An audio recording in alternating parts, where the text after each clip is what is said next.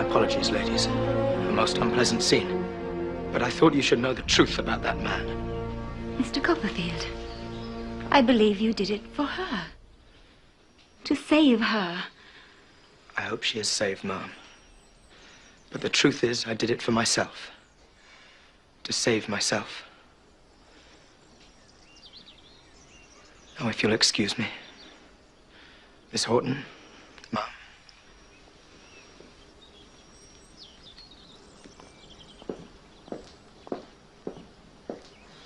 Such a very distinguished man.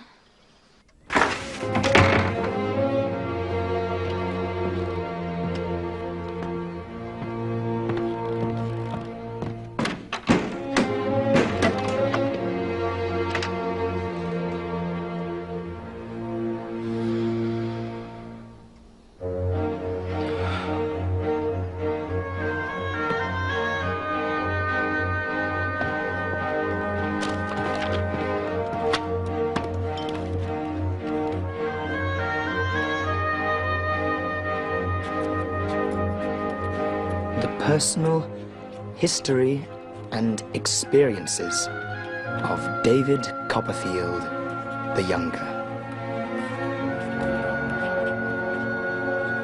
Whether I shall turn out to be the hero of my own life, or whether that station will be held by anybody else, these pages must show. To begin my life with the beginning of my life, I here record that I was born at Blunderston in Suffolk. I was a posthumous child. My father's eyes had closed upon the light of this world 6 months when mine opened on it. An aunt of my father's, and consequently a great aunt of mine, Miss Betsy Trotwood, was the principal magnate of our family. My father had once been a favourite of hers, I believe, but she was mortally affronted when he married my mother without first presenting her for inspection and approval.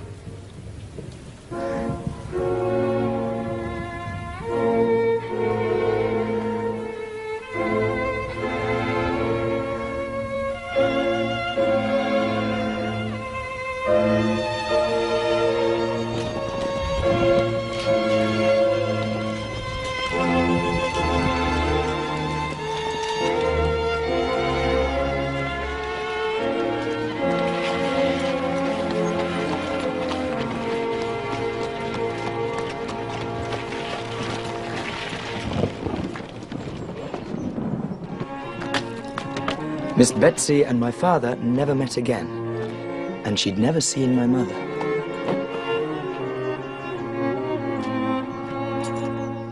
The rookery. Indeed. Where are the rooks?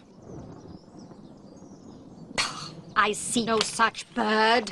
Ha!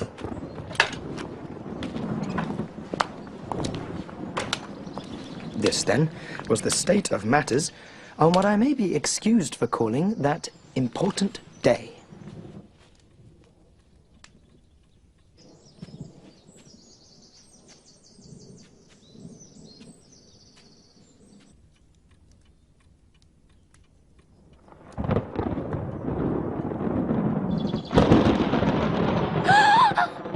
Open the front door!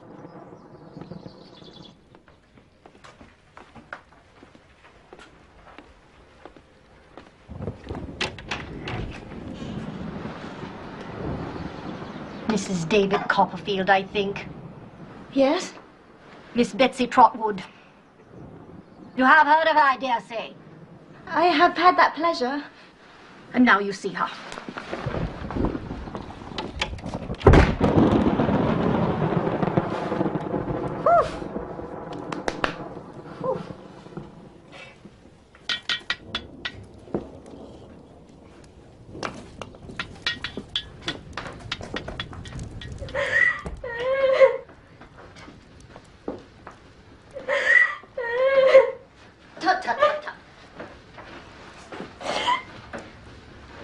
Don't do that. Stop it.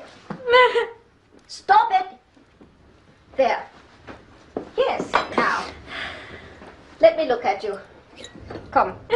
Come.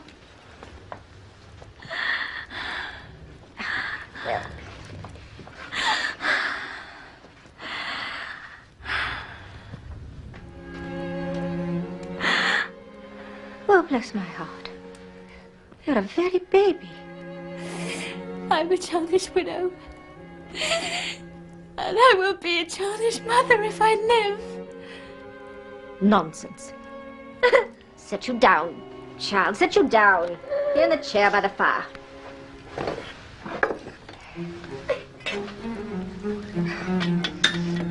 The rookery, indeed. Where are the rooks? What, Mom? Rooks, large black birds of the crow family. There are none here now. In the name of heaven, why the rookery? You mean the house? Well, of course I mean the house. What do you mean? The name was Mr. Copperfield's choice on account of the old nests in the garden. David Copperfield all over. Calls our house a rookery and there's not a rook near it. Takes the birds on trust because he sees the nest. Mr. Copperfield is dead!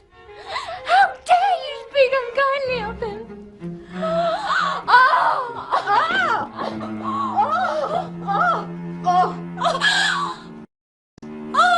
Goodness! I'm all in a tremble. I'm sure I shall die. Nonsense! What you need is tea.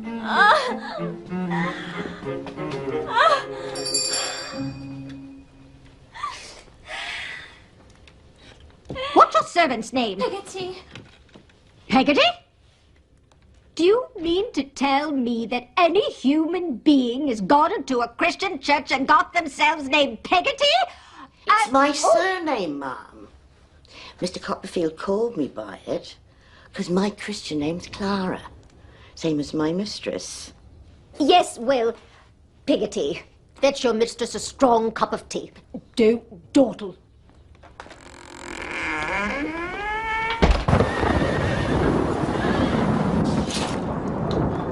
I have no doubt the child shall be a girl. Perhaps a boy. Don't contradict. I have a strong presentiment the child must be a girl. And I shall be her godmother. You will call her Betsy Trotwood Copperfield.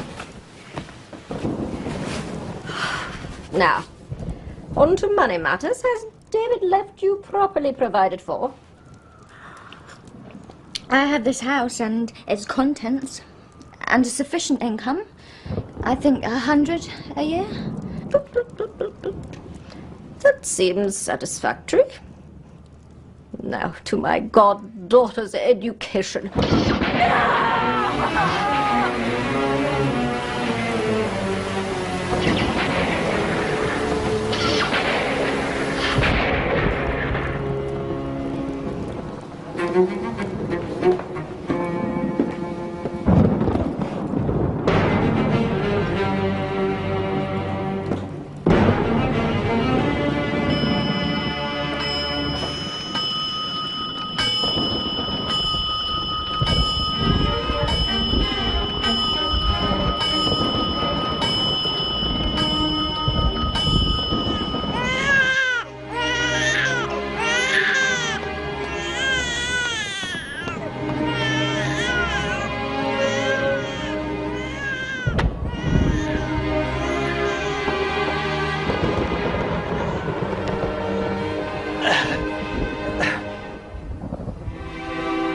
Mom.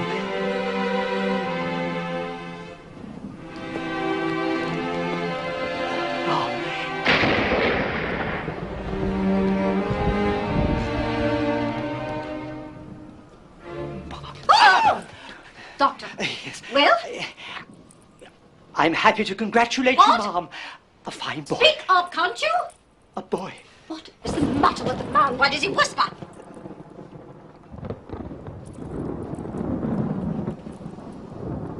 Oh. A boy. What? A boy! Impossible! I to show you, Mom. I will dare you!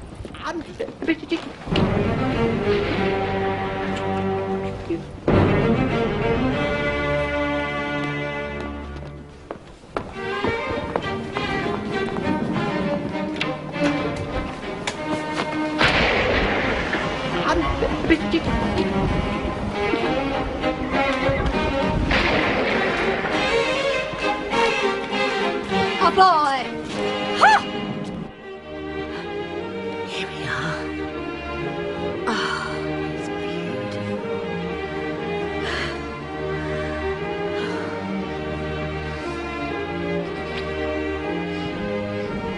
He shall be called David, after his dear father,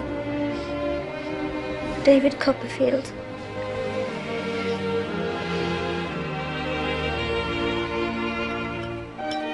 Even now, when I look back on those first 9 years of my childhood, I see nothing but sunlight. Sunlight winking in the window of the parlour where my mother gives me my first lessons, or flooding the garden, glinting on her curls as she gathers fruit, riper and richer than fruit has ever been since, in any other garden. Even the old churchyard where my father lay, and where each Sunday we brought flowers in his memory, even that sad place seemed, in my childish vision, to be perpetually suffused in sunlight. Until the shadow fell. Good day, Mrs. Copperfield. Mr. Murdstone? Good day, David. I trust I find you well, my boy. He's shy.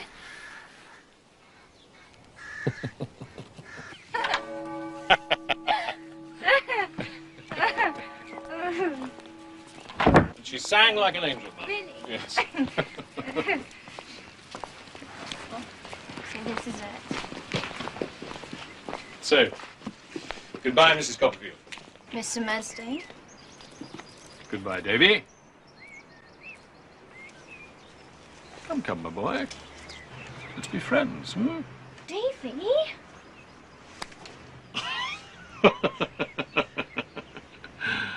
Well, that's the wrong hand, Davy.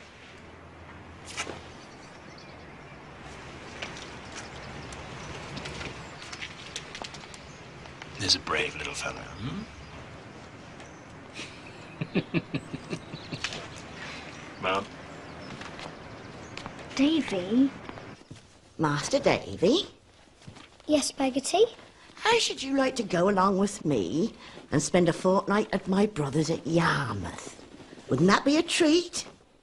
Peggotty, is your brother an agreeable man?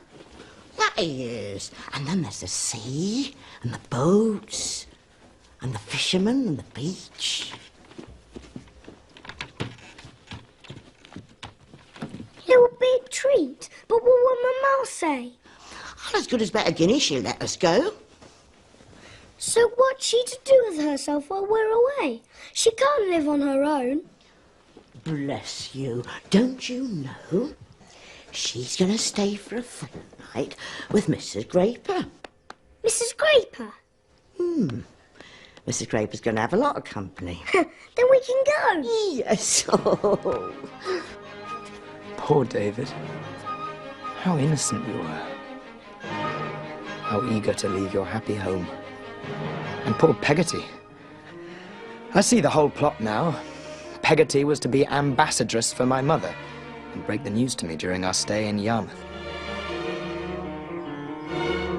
Walk on.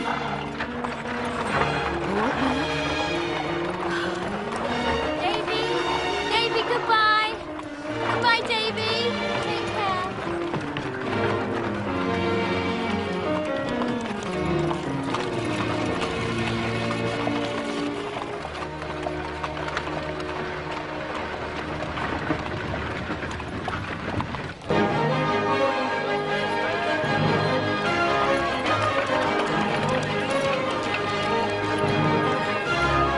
Master Davy, Isn't it a wonderful place, Peggotty? 'tis the finest along this coast, that's well known.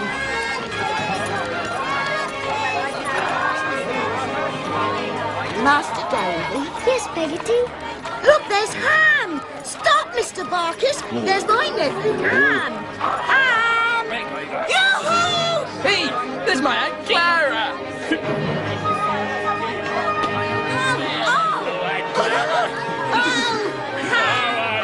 Big boy. I got my Master Davy. Hello, sir. Oh. Come and meet my... No sweethearts, I believe. I beg your pardon, Mr. Barkis. Oh. No person walks with her. With Peggotty. Ah, her. Oh, no. She never had a sweetheart. Oh. Never had a sweetheart. Well, well.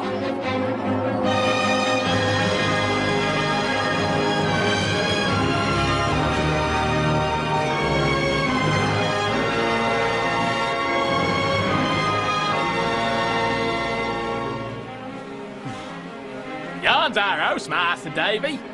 That's a boat, ain't it? You run on a little closer.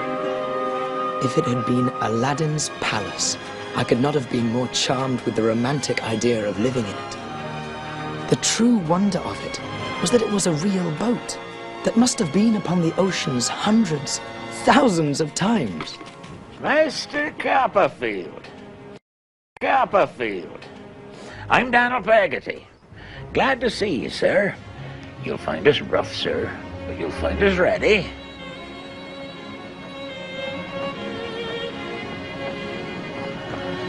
This is little Emily, sir. Emily, say how to do to Mr. Copperfield.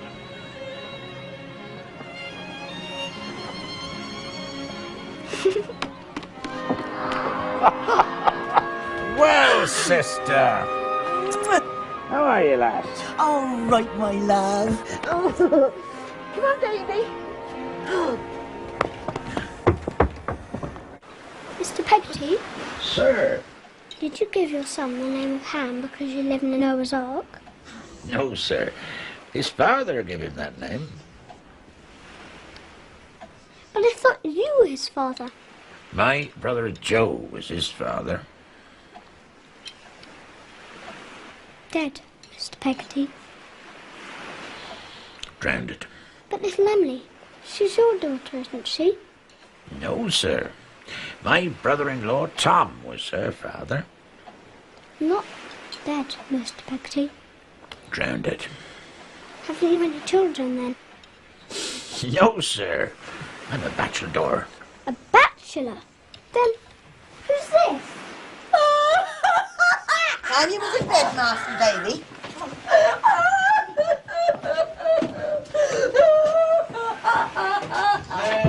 There, old girl. Her name's Mrs. Gummidge. Her man and Donald was partners in a boat. But old Gummidge died and left her very poor. So Donald took her in, like Ham and little Emily when they was orphaned. He must be a very good man, I should think. The best of men. To bed with you now.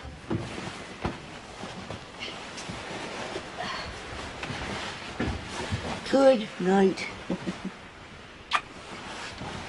Night. Davy? Yes, Peggotty?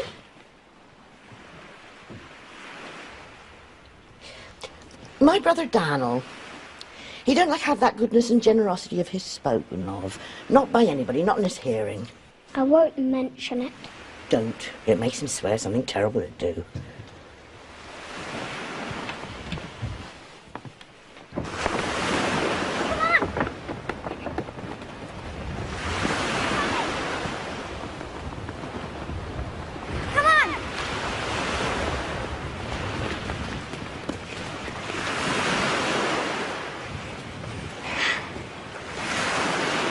Sometimes, at night, when there's a storm blowing, I wake and I think I hear Uncle Daniel and Ham crying out for help.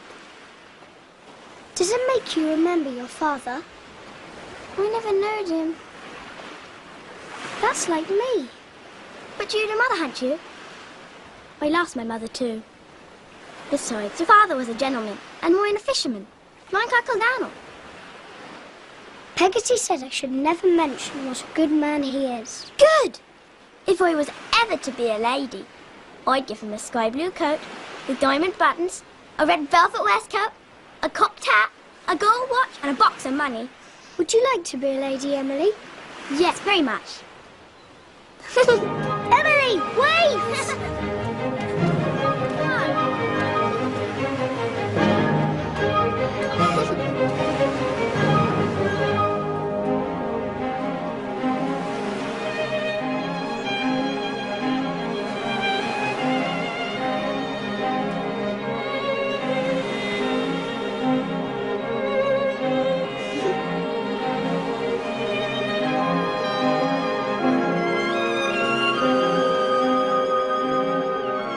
I'm sure I loved her with a greater tenderness and purity than can enter into even the noblest love of a later time of life.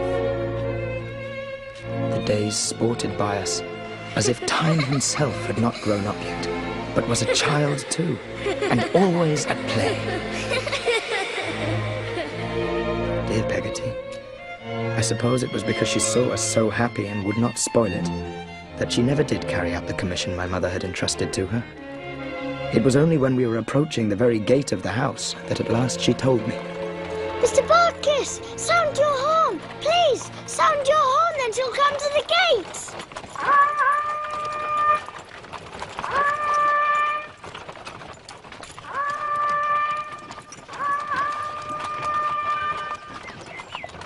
Where is she? Where is she? Why hasn't she come out? Peggotty, where is she? Peggotty, why hasn't she come out? Peggotty, why hasn't she come out? Wait, Master Davy, and I'll tell you something. What? Where is she? She's not dead. Dead? Of course she's not. Oh, bless the boy. No, Davy. I should have told you something before, but I couldn't bring my mind to it. What do you think? You've got a pa. A new one. Mama! Davy! Clara? My dear? Control yourself. Well, you may kiss your mother, David. Always control yourself. Well, now, Davy. How do you do?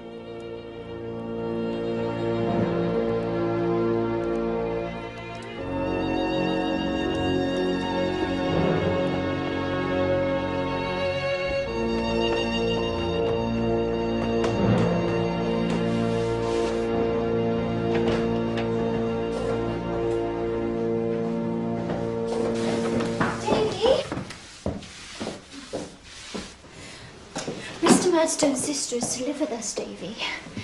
She's to have this room, while you're to have a new room. But why?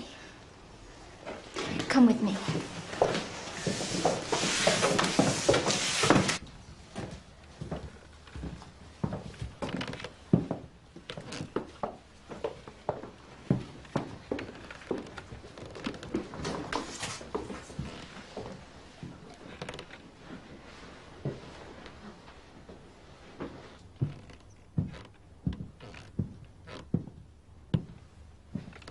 Davy. Clara? What is this? Clara, my love, have you forgotten?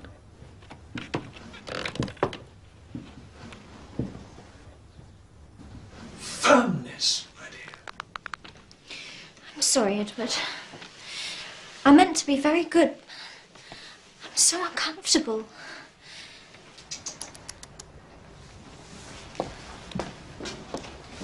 Go you below, my dear. David and I will be down in a moment.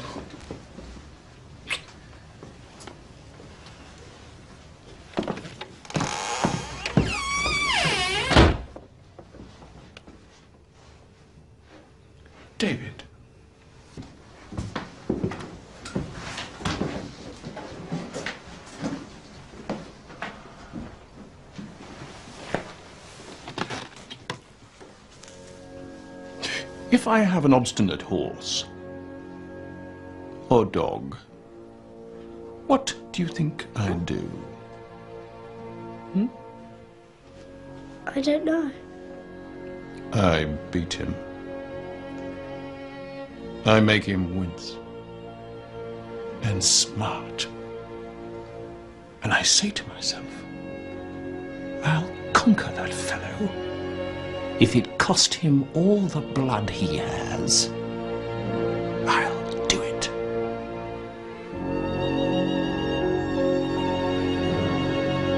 A few days later, she came.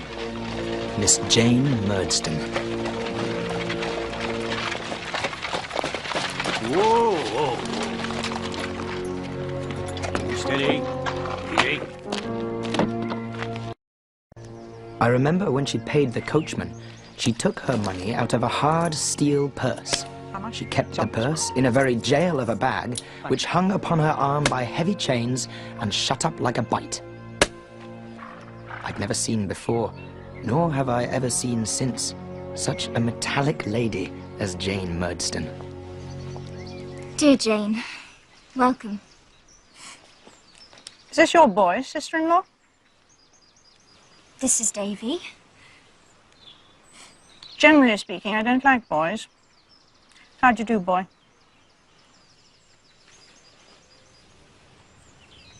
Fine, thank you, Mom. And I hope you are the same. Lux Manor? Brother.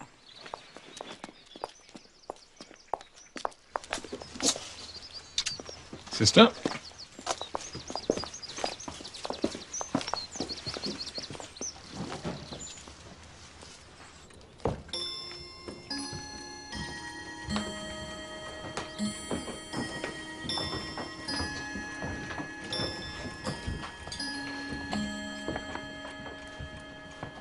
Now, Clara, my dear, I'm come here to relieve you of all the trouble I can. You're much too pretty and thoughtless to have any duties imposed upon you that can be undertaken by me. Give me your keys, my dear.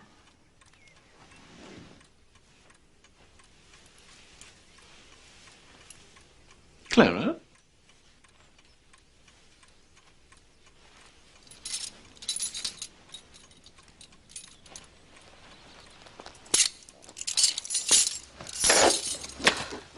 It's very hard that in my own house... In my own house? Clara! Our own house, I mean. It's very hard that I may not have a word to say about domestic matters.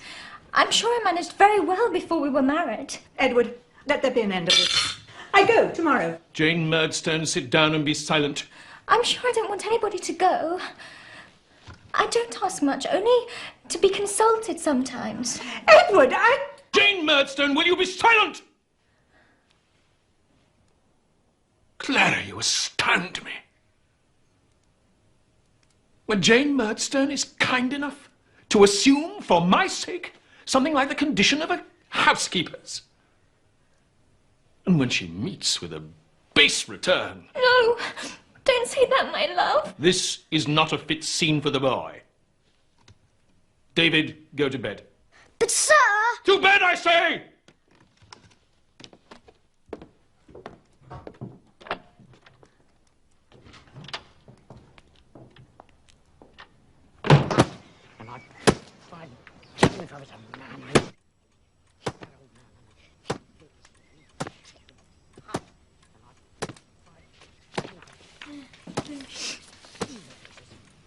Davy.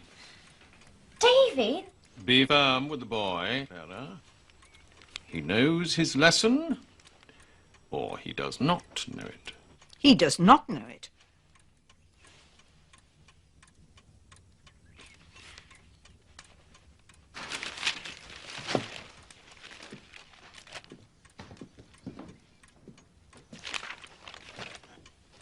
Jane Murdstone is right. He does not know it. More firmness is required here, I think. Much more. Edward, please, no! Clara, I have often been flogged myself. Clara! My dear Jane, Clara is greatly strengthened and improved, but we can hardly expect her to bear with perfect firmness the worry and torment that David has brought upon her with his idleness and inattention. David, you and I shall go upstairs, boy. Sir, please! No! Edward, no! Clara, are you a perfect fool? Mr. Murdstone, please, leave me alone! Please, sir! No, sir! Please! No, sir! Please! Please don't keep me! Sir! Please! I have tried to learn, but I can't. Not when you and Miss Murdstone are around. Can't you, indeed? No! Please! Don't! Try that. No! Please!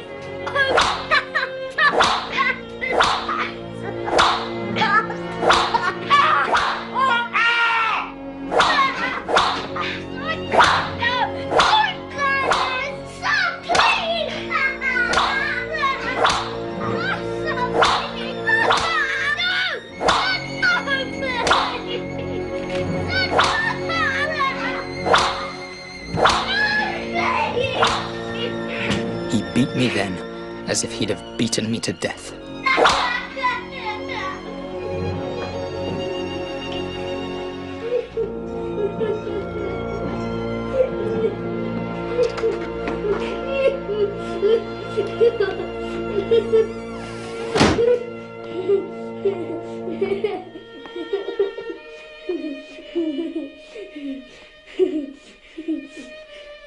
How well I recollect, when I became quiet, what an unnatural stillness seemed to reign through the whole house. It grew dark, the night wore on, and nobody came near me. Fearful questions tortured me. Was it a criminal act that I'd committed? Would I be sent to prison? Would I be hanged?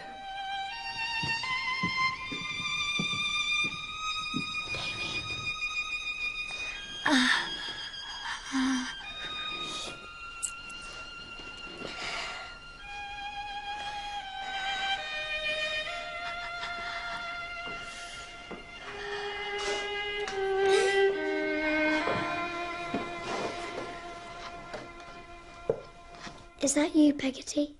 Soft as a mouse, or the cat'll hear us. Is Mamma very angry with me? No, not very. But what's to be done with me? School, near London.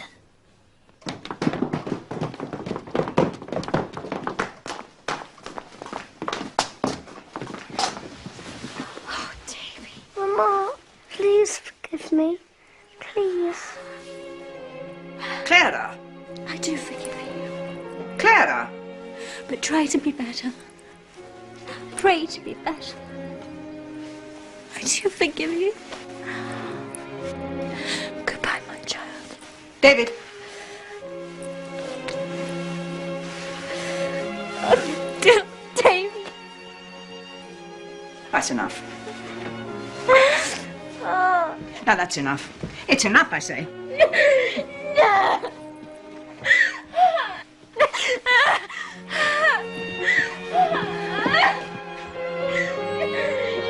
Oh, go on, up you go.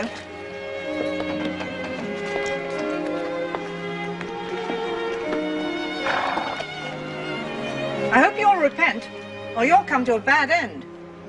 Drive on.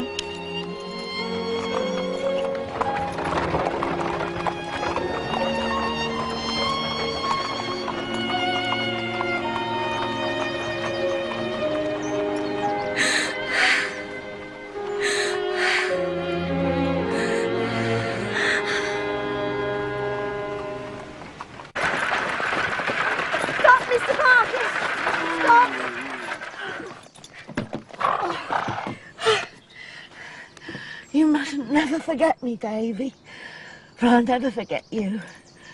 And I'll take as much care of your ma as I ever took of you, and I will never leave her.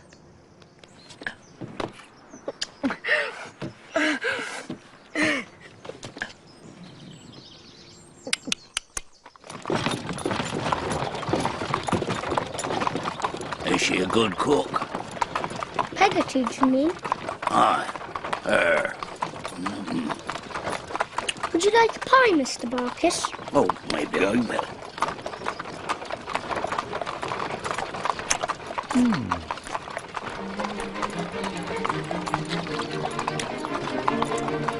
Perhaps you might be writing to her. I'll certainly be writing to her. Ah, well.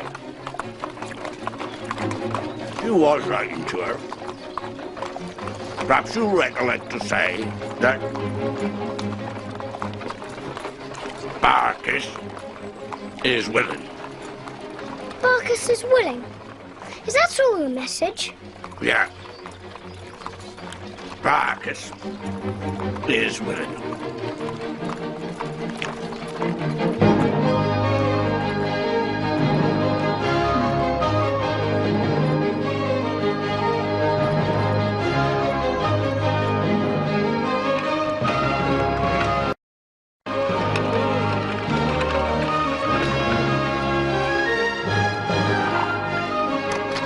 Right, out! Come on, hurry up! Move it! Come on, move!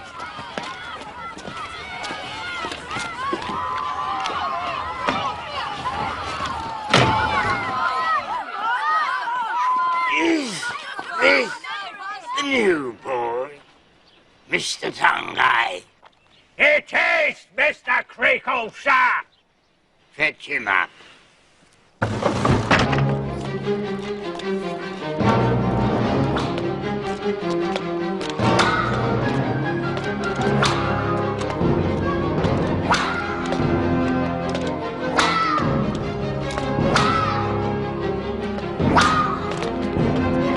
Hey there. You? Tommy Traddles. Good luck. Come on. In you go.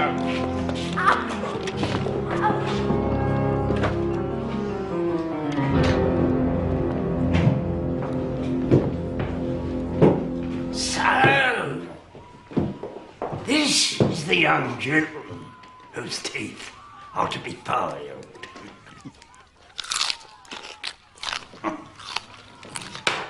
Come here. Lively now. I have the happiness of knowing your stepfather, Mr. Murdstone, and a worthy man he is. A man of strong character. He knows me, and I know him. Ah! Do you know me, boy? Not yet, sir! Not yet, eh? But you will soon, eh?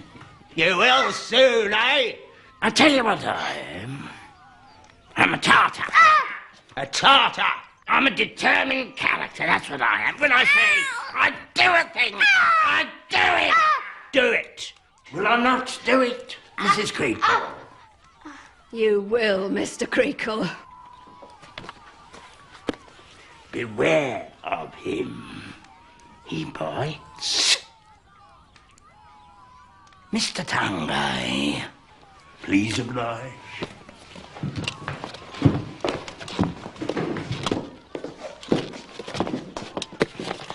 It seems you're famous for biting, boys. Well, I'm famous for biting. Ah! Terrible! What about this for a tooth? Is it not sharp? Will it bite, eh?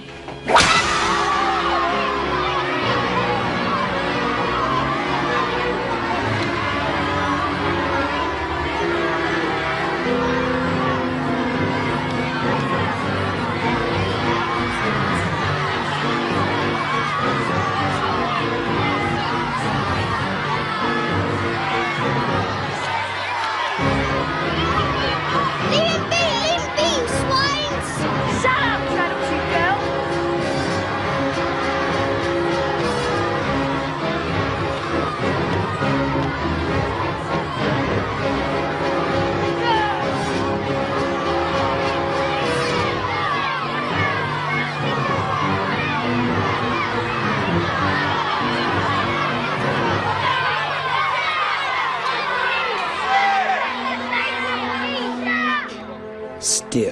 was the name of my saviour, James Steerforth. He was the oldest boy in the school. The son of a rich widow, Steerforth was afraid of nobody. Well, stand up, Traddles, for God's sake.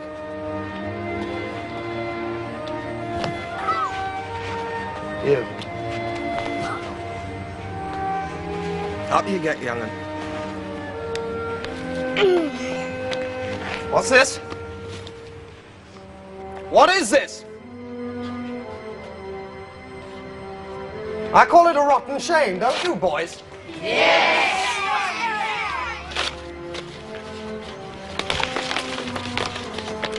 Good day, Mr. Creakle.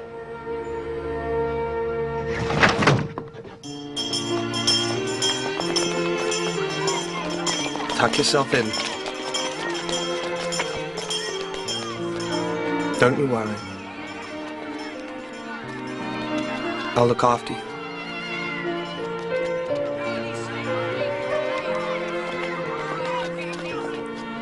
From that moment, I was bound to him by an unbreakable bond of loyalty and gratitude.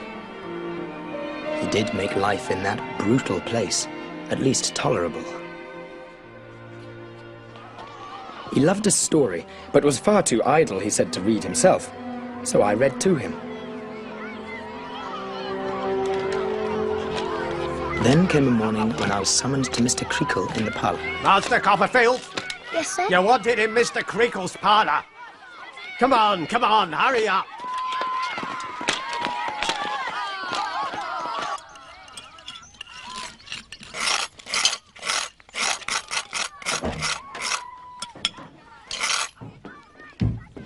Come here and sit down, David. I have something to tell you, my child. You're too young to know how the world changes every day, and the people in it pass away. But it's something we've all got to learn, David. Some of us when we're very young. I grieve to have to tell you that I hear this morning that your mamma is gravely ill.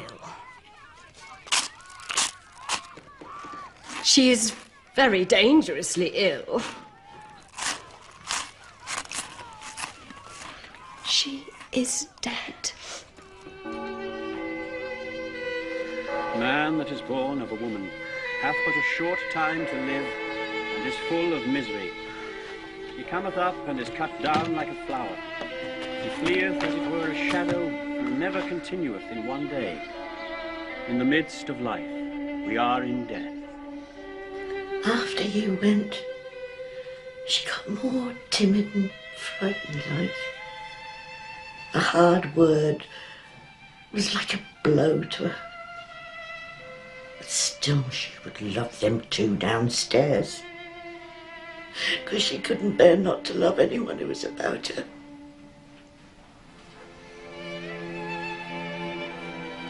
At last, she says to me, "Peggotty, my dear, lay your good arm underneath my neck and turn me to you, for your face is going far off."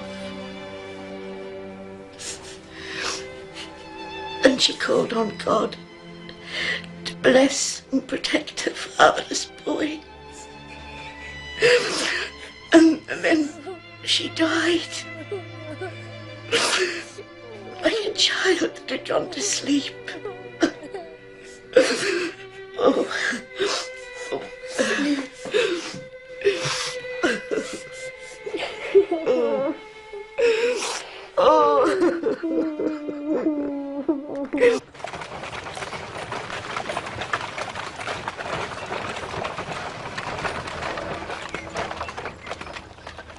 I hope that you and Mr. Barkis will be very happy together, Peggotty. Bless the boy. They do say he's a bit tight with money. So, take this now, Davy, before I'm Mrs. Barkis. A whole sovereign? Shh. I can't. You take it and guard it well till the day You need it. I'm Master Davy.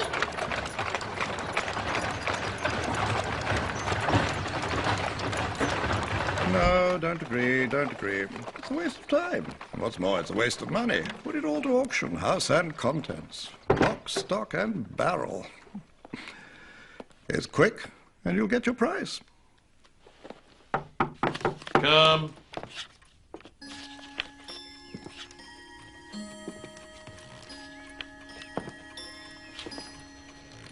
Ah.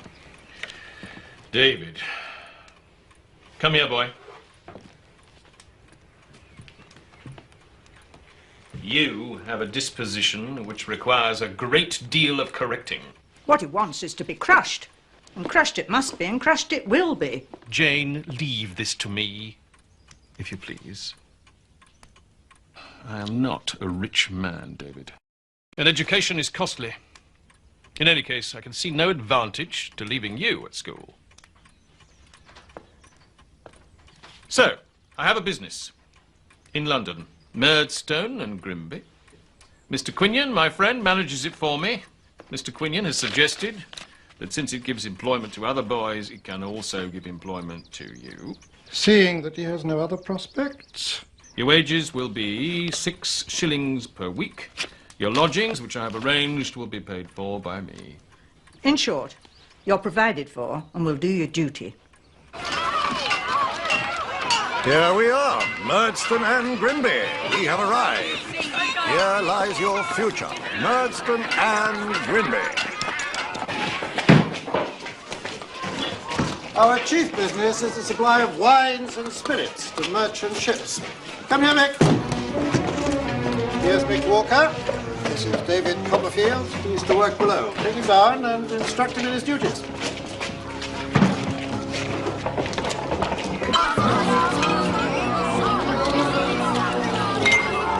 Confidentiously, not to be repeated to Mr. Q. I'm off, I am. Soon as I'm made, I'm gonna be a bargeman, like me old pa, and walk in the Lord Mayor's show in black velvet headdress, like he done. Here, Mealy! What? This here's Mealy Potatoes. He do have a name, but we all calls him Mealy Potatoes, 'cause he looks like an half-boiled spud. Do he have a name then? Copper something. Field. Copperfield. David Copperfield. Show him what he has to do. Whoa, good luck, cocky. David Copperfield, Esquire, at your service, me lords, ladies, and gentlemen. Show us your hands. Show us your hands.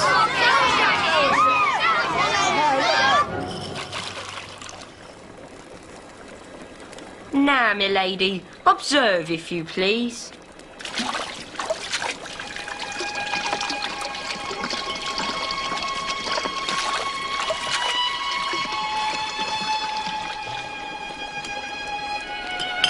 Now, you try, my lady.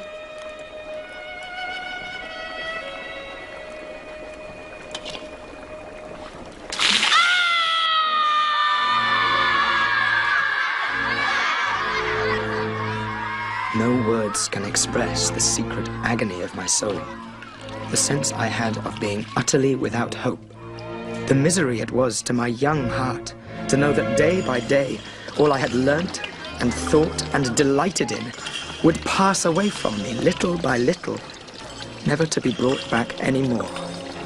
But then, in that utter darkness, came a gleam of light.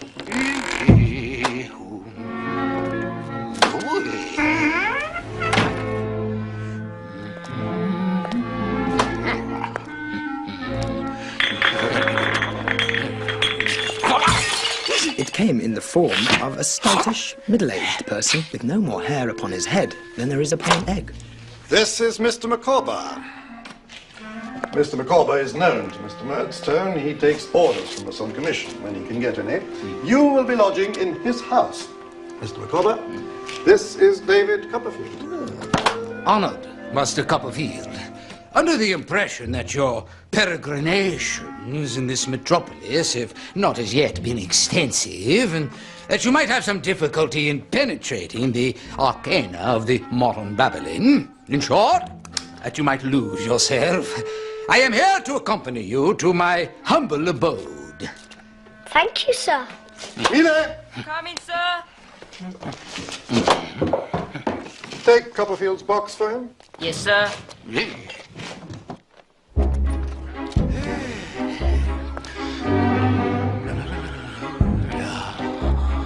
Stop! Micawber! Stop! This way, Stop! Master Copperfield! Stop! Pay no attention! Pay me!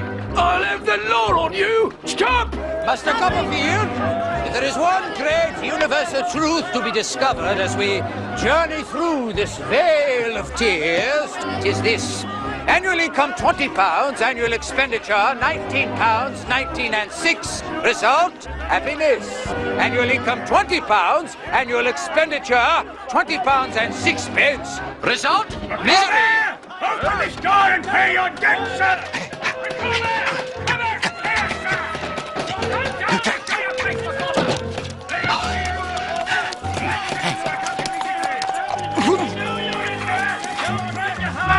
We have no intention of leaving, Micawber! Circumstances have rendered it imperative to enter the humble abode.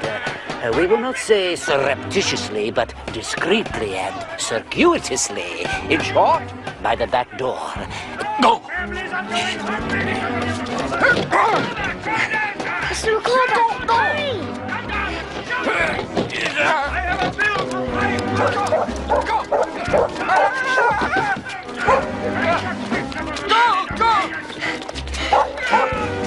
Come on, sir. Go down there, Copperfield!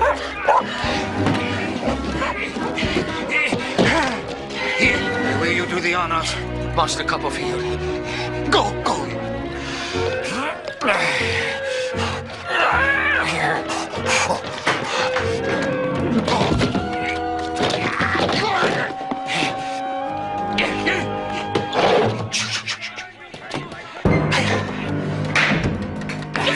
Mr. Micawber? Is I? My dear, permit me to present to you Master David Copperfield. Master Copperfield. Master Copperfield, may I make known to you the partner of my life, my strong right hand, my helpmate, in short, Mrs. Micawber. How do you do, ma'am? Micawber! Upstairs. Upstairs. Leaving, Micawber, until you settle your debts, sir! We'll have it! Mr. Micawber's difficulties are almost overwhelming at present. Whether it is possible to bring him through them, I cannot say. If Mr. Micawber's creditors will not give him time, then they must take the consequences. And the sooner they bring it to an issue, the better. Is Mr. Micawber great friends with Mr. Murdstone, ma'am? Friends? I would hardly say friends. A mere commercial acquaintance. Blood cannot be obtained from a stone, and neither can anything on account be obtained at present from Mr. Micawber. Oh.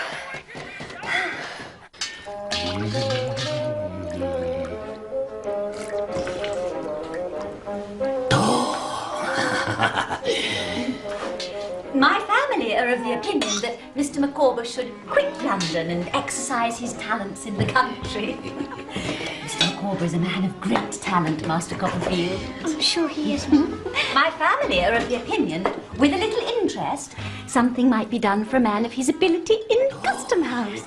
Yes. In the meantime, I remain confident that something will turn up. My dear, I give you Master Copperfield. You're welcome under our roof, sir.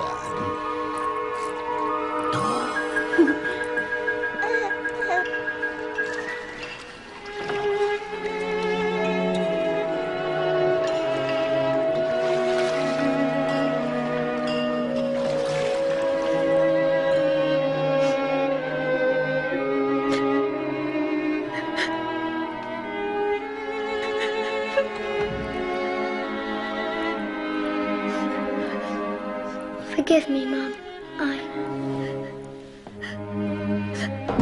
If I could assist you in your troubles, Master Copperfield, bless you for that.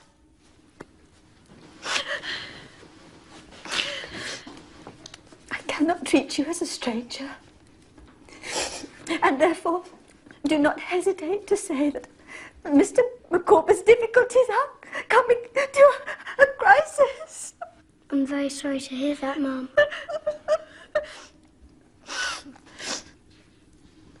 With the exception of the heel of a Dutch cheese, which is not adapted to the wants of the young family, there is nothing to eat in the house.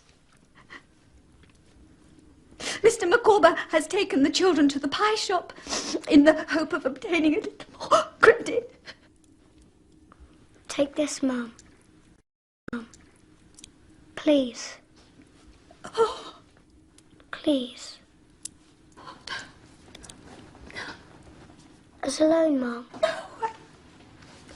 I couldn't think of it. But you could render me another kind of service. Anything, Mum.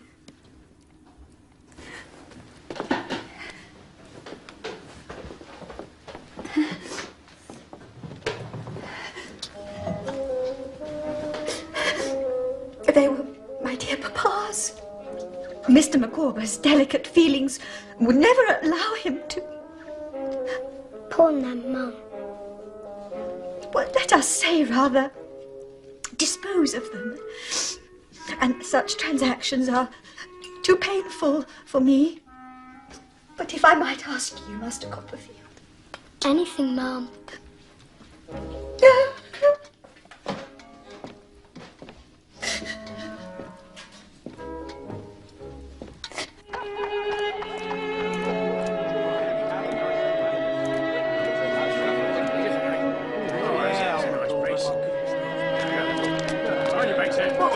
It's my house. I live there.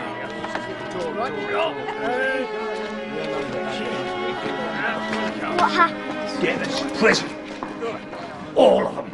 At last, my dear sir, you're from the Chancery Court. Out of my way. You had the paper, I No, you pay no heed to him, young sir. I said it would be settled in the end. Wait! There is the papers. You must take the papers. In there. Copperfield. Oh, Copperfield. Oh, the blossom is blighted. The leaf is withered. God of day goes down upon the dreary scene, and, in short, I am forever flawed. I never will desert you, Mr. Micawber. Dear my angel. He is the father of my children. He is the husband of my affections. And I never will desert Mr. Micawber. Don't cry, Mum.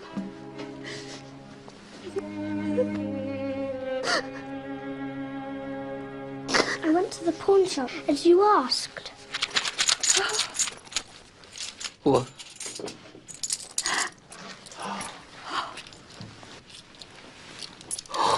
Copperfield, you are a Trojan. And the rent is paid on Windsor Terrace until the end of the month. You have a legal right to occupy your room, Master Copperfield. Let no man prevent it. You'll send out to the pie shop for some dinner. A few cutlets, I think, and a mutton pudding for the children, and a pint of brandy punch. Huh? Yes, sir.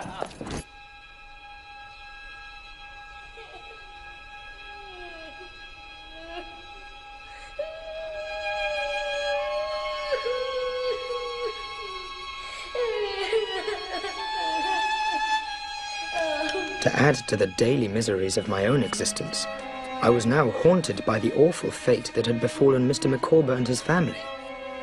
I imagined them shut away forever in that dismal prison, the children growing up pale and thin like the roots that sprout from a potato in a dark cupboard. Picture then my astonishment and joy when upon leaving the warehouse one night, I beheld Mr. Micawber himself. Mr. Micawber! Ah, my dear Copperfield! Come. It was a relation of Mrs. Micawber's, an aunt, who, upon hearing of our plight, advanced a sum sufficient to obtain our release from that place of desolation. She stipulated only that we should at once quit the modern Babylon and go down into the country.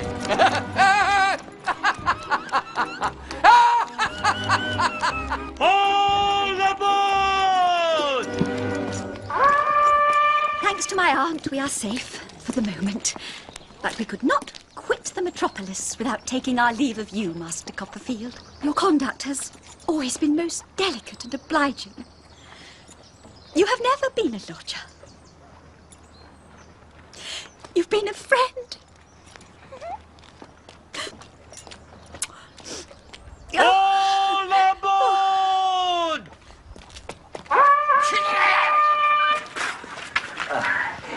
My dear Copperfield, farewell. Every happiness and prosperity. If in the progress of revolving years I could persuade myself that my blighted destiny has been a warning to you, I should feel that our friendship, though brief, had not been in vain. All aboard! Yeah! Please, sir, Mr. Micawber, sir. I really think you should go now. In case of anything turning up, of which I am rather confident, I shall be extremely happy if it should lie in my power to improve your prospects. All aboard! Yeah! Farewell!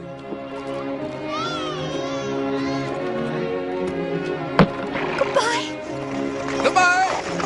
Farewell now! An aunt. It was Mr. Micawber's mention of an aunt that recalled to my mind that legendary figure of my own family, Miss Betsy Trotwood. An aunt. An aunt. This aunt of yours, you say she lives down the coast? Near Dover. Dover, eh? That's far away. I've got money enough for the journey.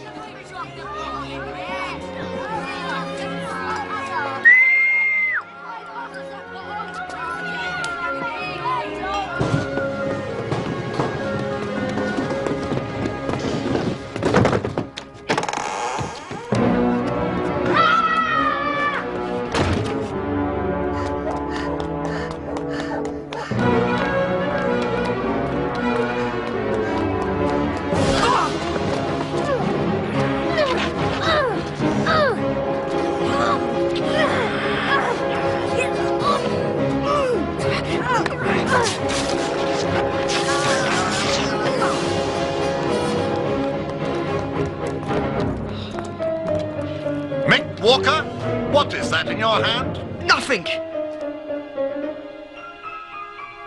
Nothing indeed.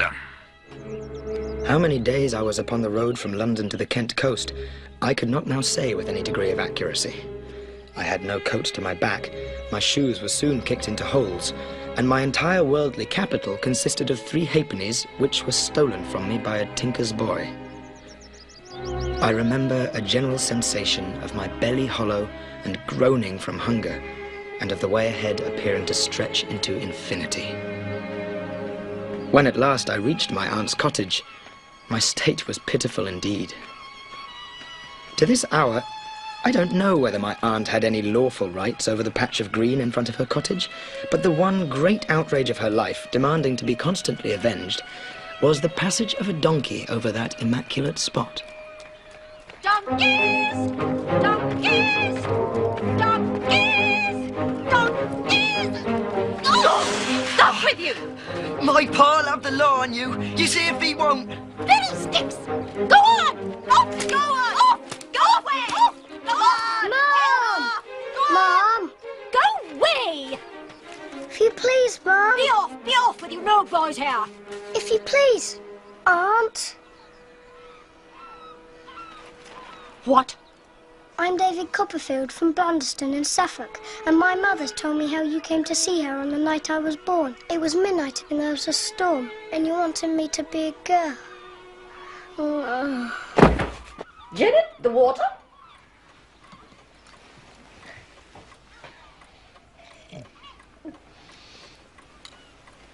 Janet, the tonic.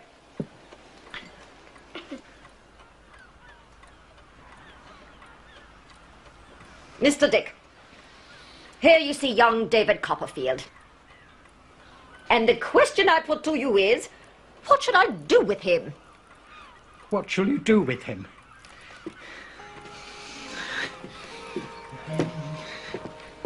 Oh, do with him? Yes, come. I want some very sound advice. Why, if I were you, I should wash him. Mr. Dick sets us all right. There we are, Master David. Janet! Donkeys! Oh, donkeys! Donkeys! Donkeys! Donkeys! Oh, no! Go! Go! All right, we're going! Come on, donkey! Move along! Go! All right!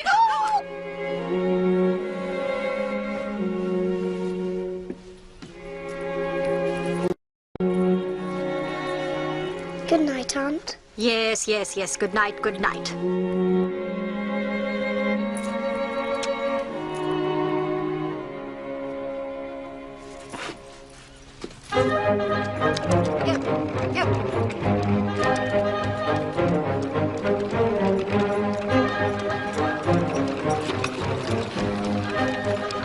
We're off to Canterbury to consult with Mr. Whitfield. How's this for a kite, Davy? There's plenty of string, you see, and when it flies high, it carries my words far, far away. That's my manner of diffusing them. We'll be home well before dark.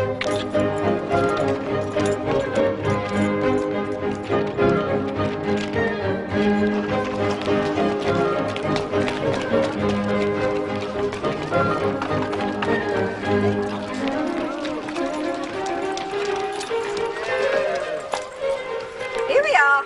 We won't be long. Mr. Wickfield is my lawyer. Here you are. There's nothing to be said and nothing to be done about anything until I first put the case to Mr. Wickfield.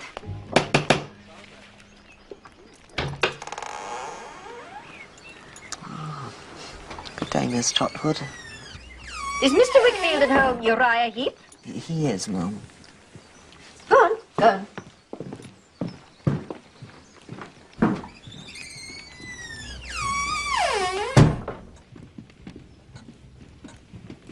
This is my nephew. I should say my great-nephew, David Copperfield. Honoured, I'm sure, Mr. Copperfield.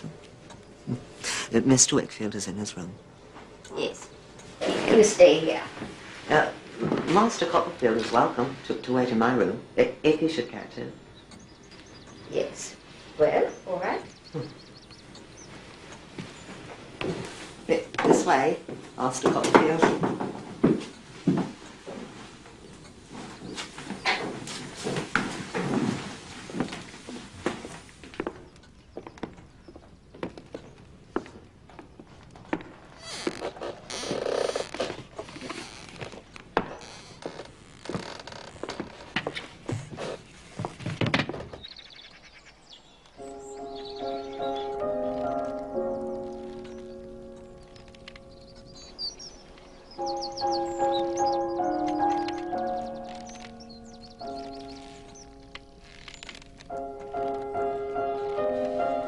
That is Mr. Wickfield's daughter, Agnes.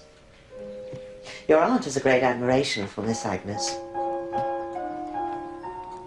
As do we all.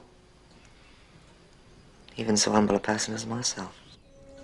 I suppose you're quite a great lawyer then, Mr. Heep. Me, Master Copperfield? Oh dear, no, no. I'm the very humblest person going, Master Copperfield. My mother likewise was a very humble person. My father's former calling was humble. He was a sexton. What is he now? He is a partaker of glory at present, Master Copperfield. Dead, Mr. Heep. Alas, Master Copperfield. How long have you been with Mr. Wickfield? Going on for a year, Master Copperfield. I thank you for the inquiry. I expect you'll be a partner in the business one day, Wickfield and Heep. Oh no, Master Copperfield. I'm far too humble for that.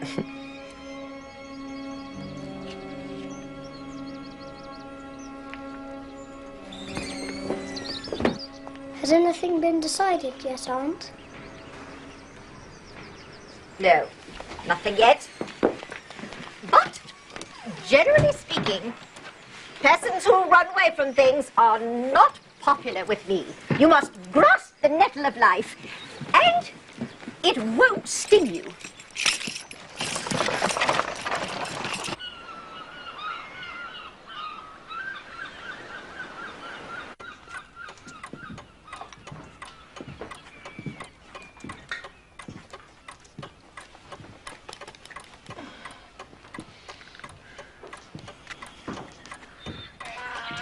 Janet!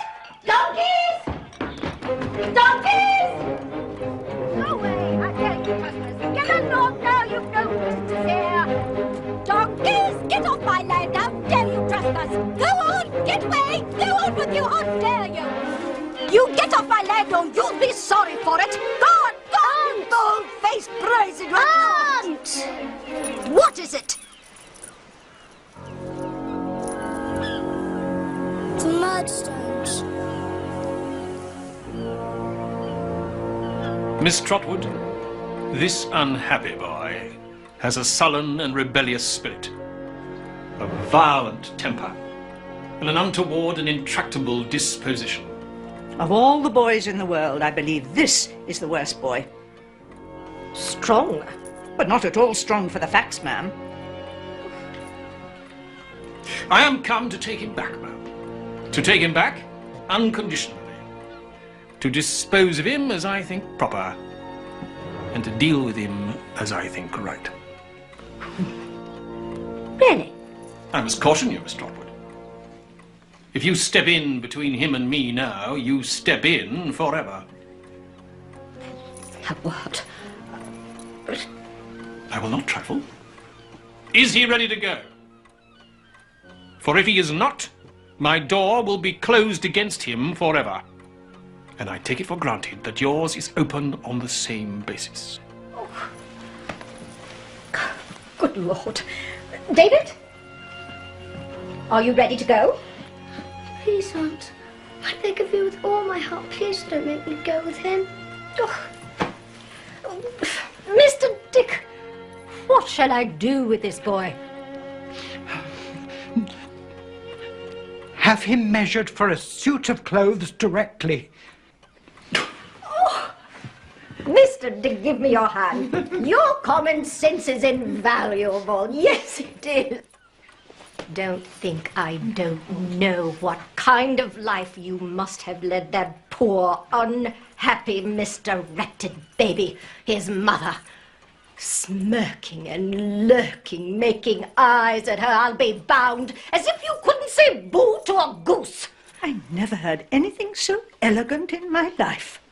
Miss Trotwood, if you were a gentleman... Oh, stuff and nonsense. Don't talk to me. What a choice of words. And as for you, madam, let me see you ride a donkey across my green again, and as sure as you have a head on your shoulders, I'll knock your bonnet off and tread on it. I never heard anything like this person in my life.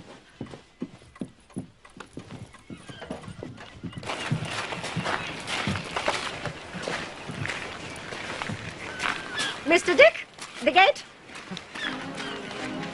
No. Mr. Dick, consider yourself guardian to this child, jointly with myself. Guardian? Jointly?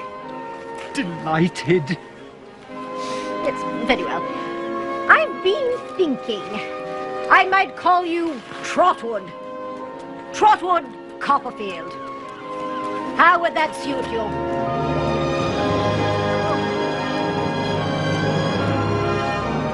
Thus, I began my new life, in a new name, and with everything new about me. I drew a curtain down upon my life at Murdstone and Grinby. Even in this narrative, I have lifted it with a reluctant hand. My aunt sent me to Dr. Strong's school in Canterbury, And during term time, I lodged with Mr. Wickfield and his daughter Agnes. Agnes. Her mother had died in giving her birth, and like me, she was an only child. She quickly became my greatest friend, my wisest counselor, my dearest sister.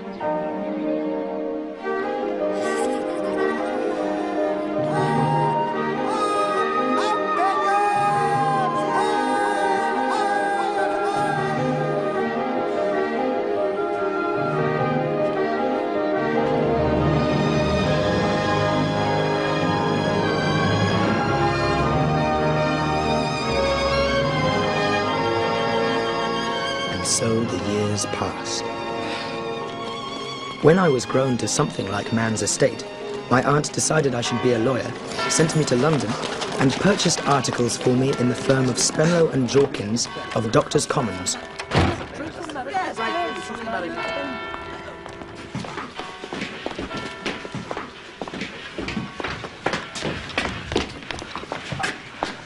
Ah, Copperfield. Excellent. Come in. Come in.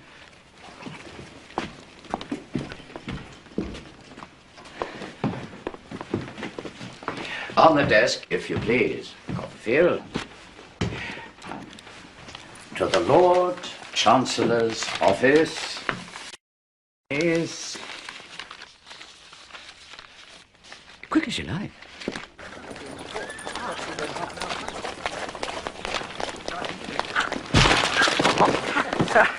I'm terribly sorry. My dear sir, I do apologise. No, it was my fault, absolutely. I'm terribly sorry. Traddles! Copperfield? David Copperfield? And How are you? it's wonderful to see you. And you too. Oh, I'm still, Oh, you're still pretty much the same as you yeah, were before. well, I know it was Tommy Traddles indeed, my old school friend. Oh, what an incredible surprise. My aunt had found lodgings for me in Buckingham Street and made me a modest but sufficient allowance. And as I was about to take a short holiday, my employer, Mr. Spenlow, had invited me to pass a night at his country house. Handsome, eh? Fletcher versus Fletcher. A dispute between two cousins over a boundary.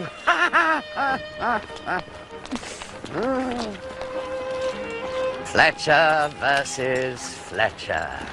Highly lucrative. But then, of course, the very best sort of professional business is a disputed will.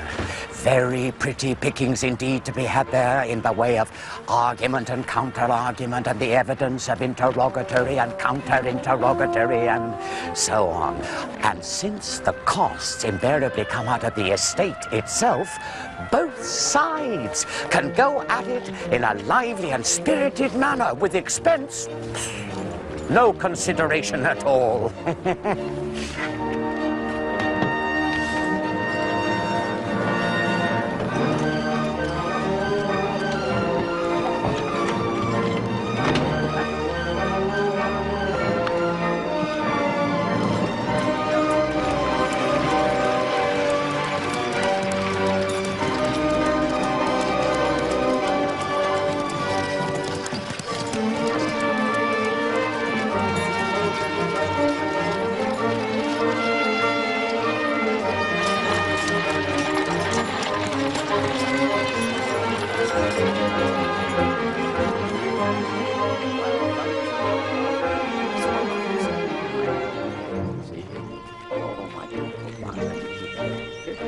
Absolutely remarkable house. Yes. Of course, a privilege.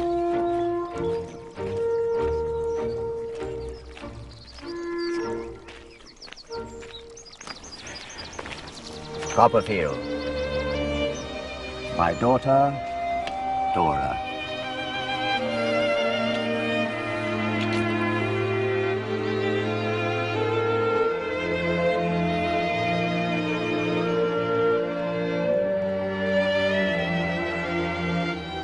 I was swallowed up in an abyss. There was no pausing on the brink, no looking down or back. I was gone. headlong. I loved Dora Spenlow to distraction. And then... And this is her confidential friend and companion, Miss Murdstone. Alas, Dora has no mother living. I'm already acquainted with Mr. Copperfield. It was in his childish years. Circumstances have separated us since. I should never have known him. How she enchanted me. I was lost in blissful delirium, but not quite lost. There was still that spectre hovering.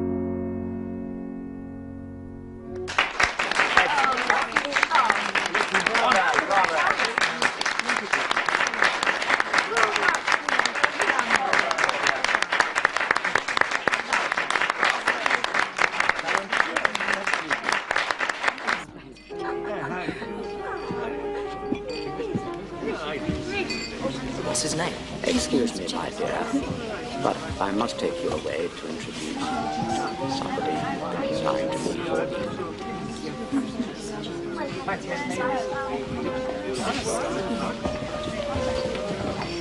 David Copperfield, a word. I won't attempt to disguise the fact that I formed an unfavorable opinion of you in your childhood. It may have been a mistaken one, or you may have ceased to justify it. That is not the question between us now. I may have my opinion of you. You may have your opinion of me. But it is not necessary that those opinions should come into conflict. It would be better if they did not. Let us therefore meet here as mere distant acquaintances. Do you agree? I said I would return, Mr. Copperfield.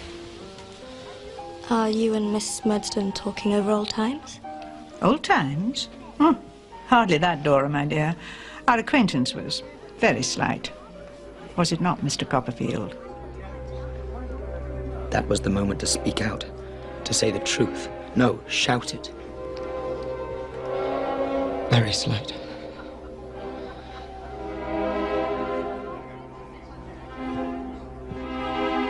There was triumph in her eyes, and contempt.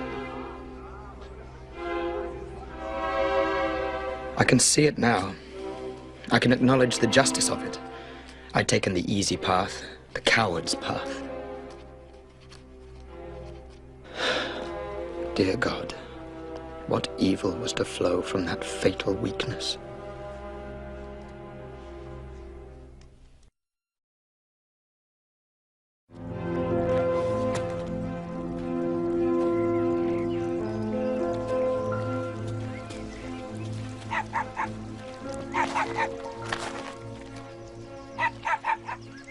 Good morning, Mr. Copperfield. Ah, Miss Spenlow, I'm surprised to see you out here so early. It's the brightest time of the day. Don't you think so? It's bright to me now. The moment before, it was not so bright. Do you mean a compliment? Or has the weather changed? I'm not aware of any change in the weather. You've just come home from Paris, I believe. Yes. Have you been there? No. Oh, you should go. You would love it so much. Do you travel a great deal, Mr. Copperfield? Well, I'm going down to Yarmouth in a day or two to see old friends. Yarmouth is quite on the coast, is it not? Yes. Miss Spenlow. Dora! tiresome creature. I can't think why Papa chose such a vexatious thing to be my companion. Dora? It is very disagreeable having such a gloomy old person always following one about. Here, perhaps you should say something to your father. I wouldn't dare. Your father wants you. Hurry now.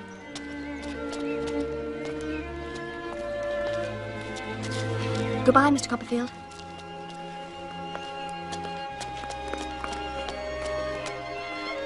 Remember, we meet here as mere distant acquaintances. The past is buried. I barely heard her. Mr. Copperfield. My head was full of Dora. Dora. Mr. Copperfield. Dora. Dora. Do you hear me, Mr. Copperfield? I returned to my lodgings in town in a sort of trance. I made some attempts to work at the book I was writing, but it was no good, because in every sentence the word Dora would inadvertently appear. At length, I determined to seek distraction at the playhouse.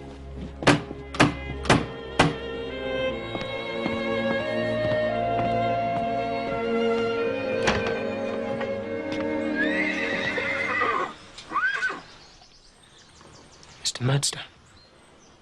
David. You were going out? I was going to the play.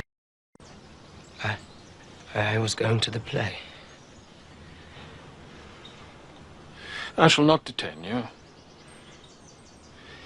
I received a note from my sister this afternoon. The chances of life, it seems, have brought you together again. Yes. My sister has no wish to revive the memory of past differences. I've already agreed as such with Miss Murdstone. You will honor that agreement, I hope, David.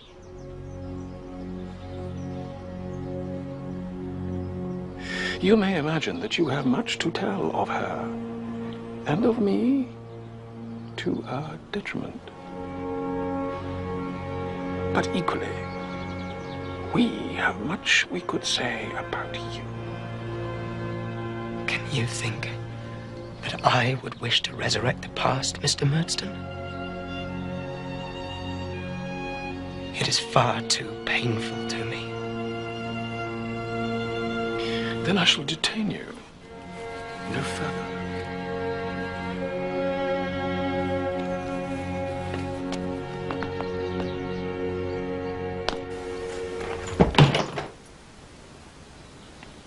The present Mrs. Murdstone.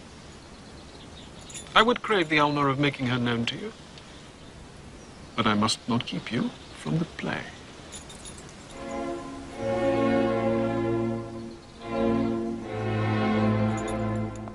That pale, forlorn figure haunts me to this day. I knew what her life was. I knew how he was crushing the spirit from her as he had done to my poor mother. I wanted to speak, but I dared not, and knew not what to say.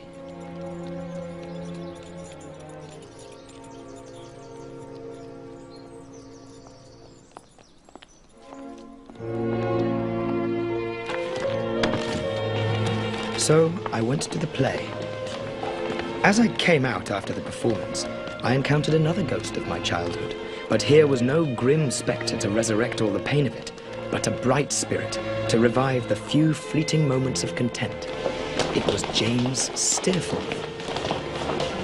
Steerforth! My friend and protector of Salem House School. Steerforth! Steerforth! Wait! It is Steerforth!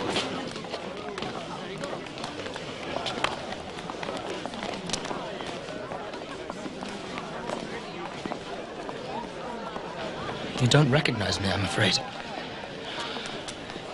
Oh, my God, it's little Copperfield.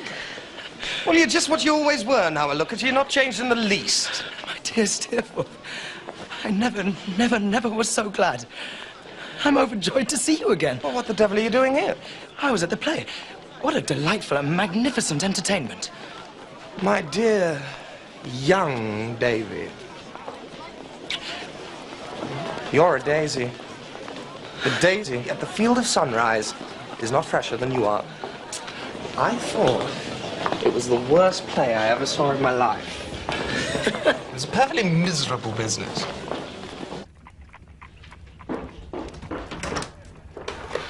Forgive me, Steerforth. The wine shop was closed. I had to go to the tavern. Are you writing a book, Daisy? Oh, it's nothing. Stories and sketches. You always loved books. And romances. I remember when you used to read to me. I'm not much used to company, I'm afraid.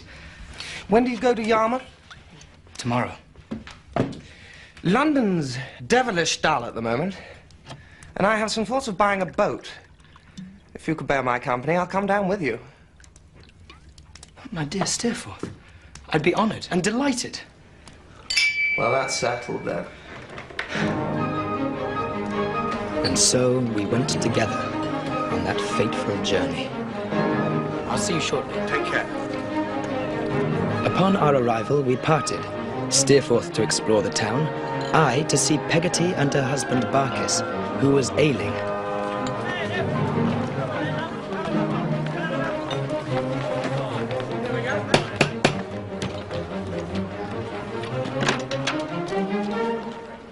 Davy! Oh, my darling boy!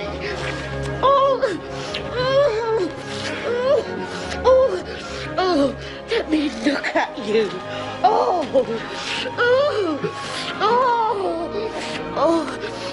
Barkis will be so glad. It'll do him more good than a pint of liniment. How is it, Peggotty? Bad. Very bad. It's the rheumatics. Will you come up and see him, my dear? Well, Barkis, here's medicine for you.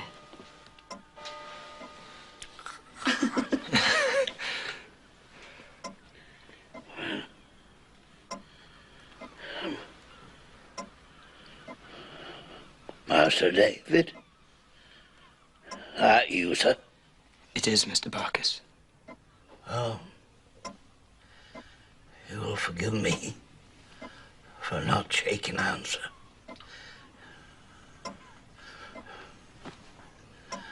But if you was to shake the tassel of my nightcap, I'd take it friendly.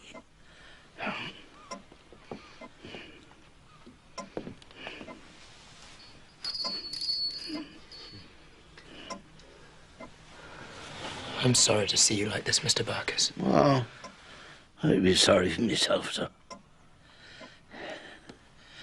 If it weren't for a certain lady.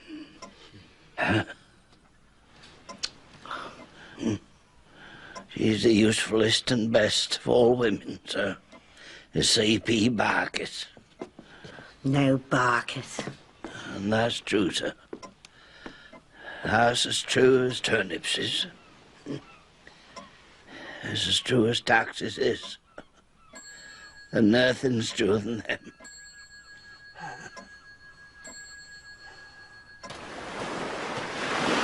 A wild place, is it not, Steerforth? The sea roars as if it were hungry for us. There it is.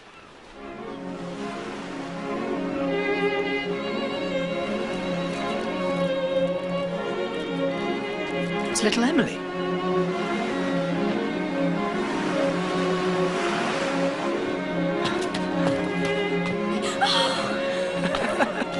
How are you?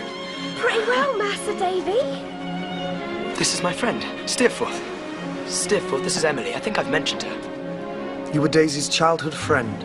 You played together and dreamed together. He was to be a great writer and you were a fine lady. You told him that?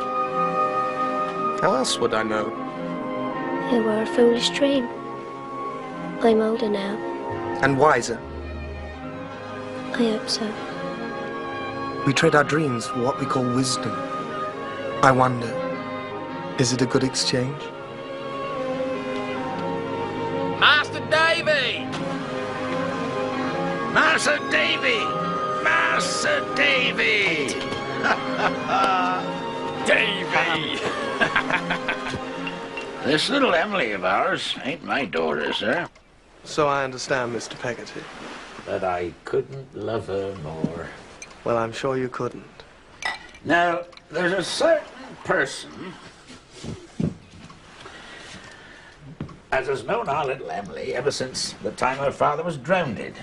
Not much of a person to look at. Something of my build, rough.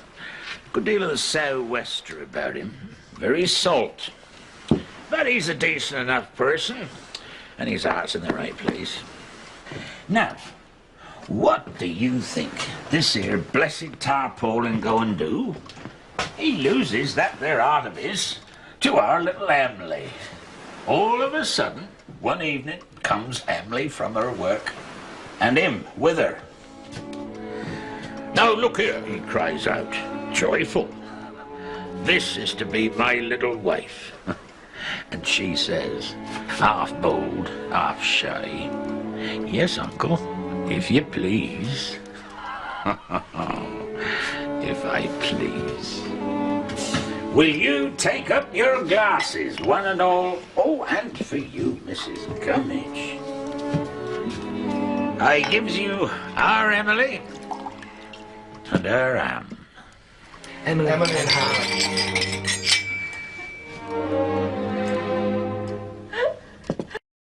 Most engaging little beauty, Emily.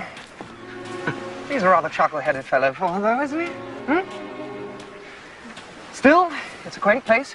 They certainly are quaint company. And it's quite a new sensation to mix with.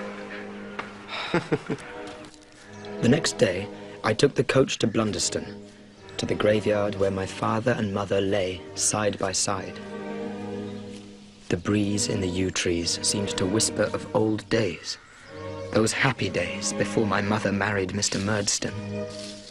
And something else it seemed to whisper. A name. The name Dora Spenlow. I got back to Yarmouth earlier than expected, my head still full of that name, which to my fevered fancy sounded like a spell. Anyway, it's been a delight. I'll see you soon. Daisy! You're back!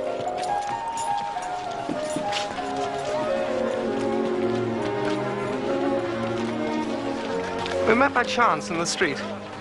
Charming little creature. Pity she never had an education. Listen, Daisy. If anything should ever happen to separate us, you must always think of me my best, old boy. Steerforth. No, come. Let us make that bargain. You have no best to me, Steerforth, no worst.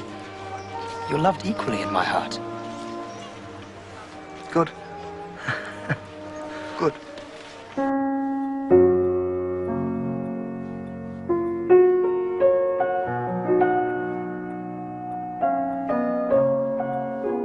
Do you like music, Mr. Copperfield?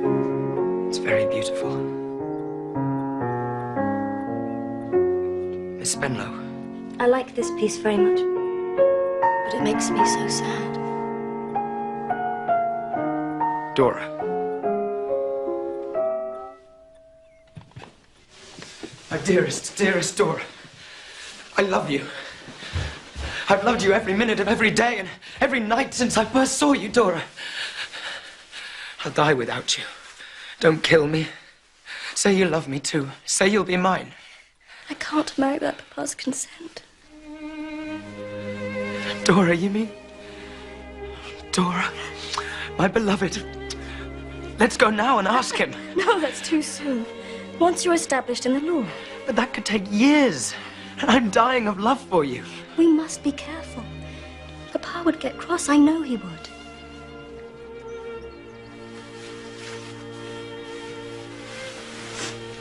Don't look sad. We will meet often.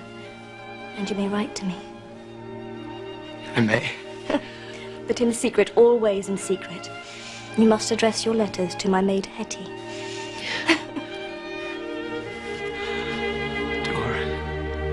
Dora, Dora, my angel.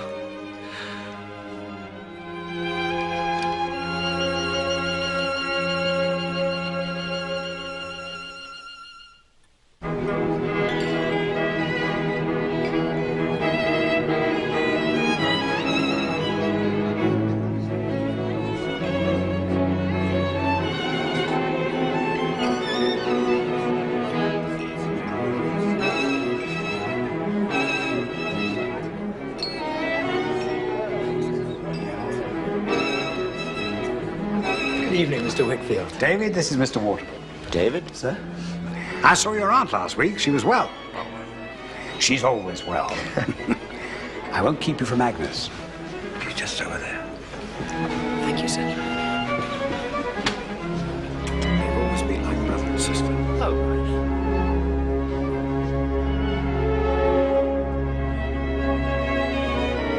right. Excuse me.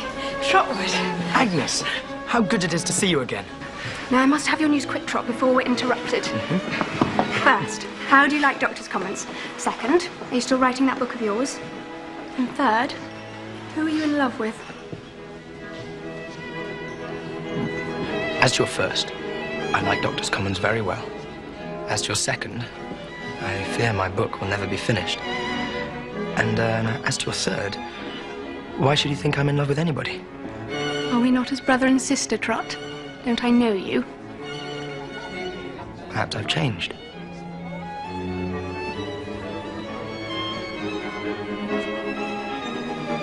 Why, Trotwood, I do believe you are in love. But certainly you may not give yourself over to it till you have finished your book. Why do you say you never will? It's a hopeless jumble of stories and sketches. Is there not some common theme? Well, yes. What? Modern life. My idea is to turn them into a novel. I know not how. Well, then don't. Let them stand as they are. Call them sketches of modern life. But there aren't enough to make a book. Write some more. Ah! Master Copperfield. Oh, well, Mr. Copperfield, I should say. Uriah Heep? Only the other comes so natural. Yes, how are you? Oh, honoured indeed, sir, to be noticed by you in such company. I mean, so many great stars of the legal firmament. One is quite crushed by a feeling of extreme humbleness. My father. Oh, look! Unwanted, it seems. If you will excuse me, Master. No, Mr. Copperfield. What the devil is he doing here? Papa has made him his partner.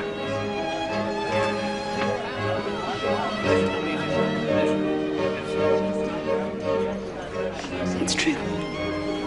But how? Why? He's mastered my poor father's weaknesses, fostered them, taken advantage of them until...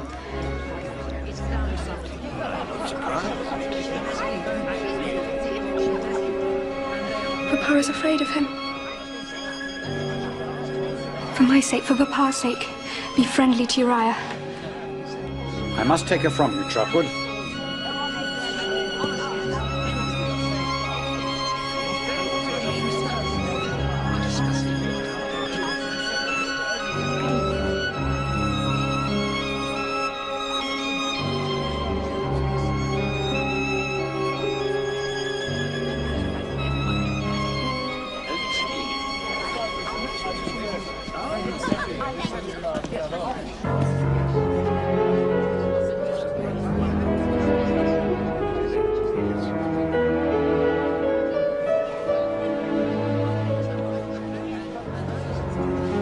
Copperfield. Delightful. Come and meet Sir George Dixon. George, and the Spenlow, don't you? My dear fellow. Dearest, dearest Dora. Be careful. If Papa should suspect. I never dreamt you might be here. Papa would bring me.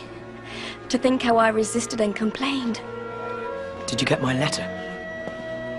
Hush. Did you? Foolish boy. Such a flood of words. I swear I didn't understand one half of them.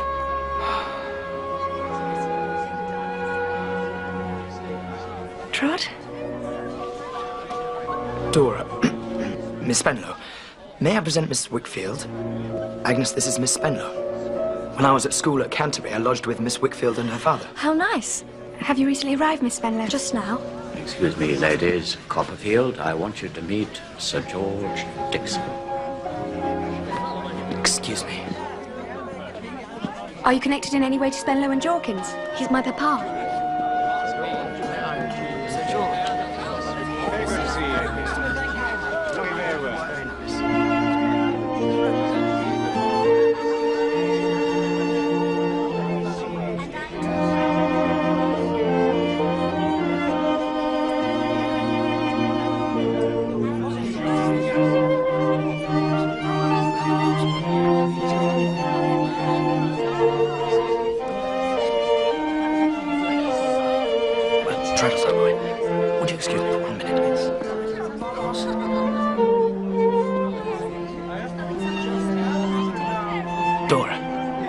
How did you find Miss Wickfield?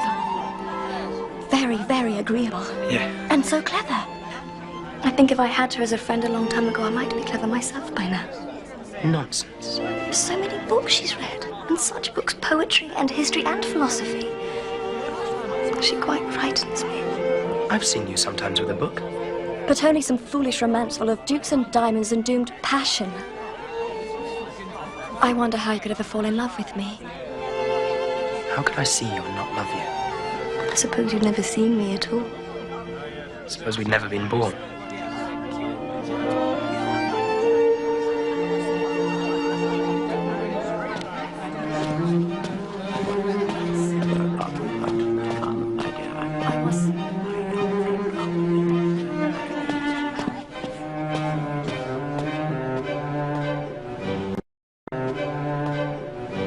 What did you think of her? Of Miss Spenlow? And you say you're not in love, Trot? What did you think of her? Does her father know?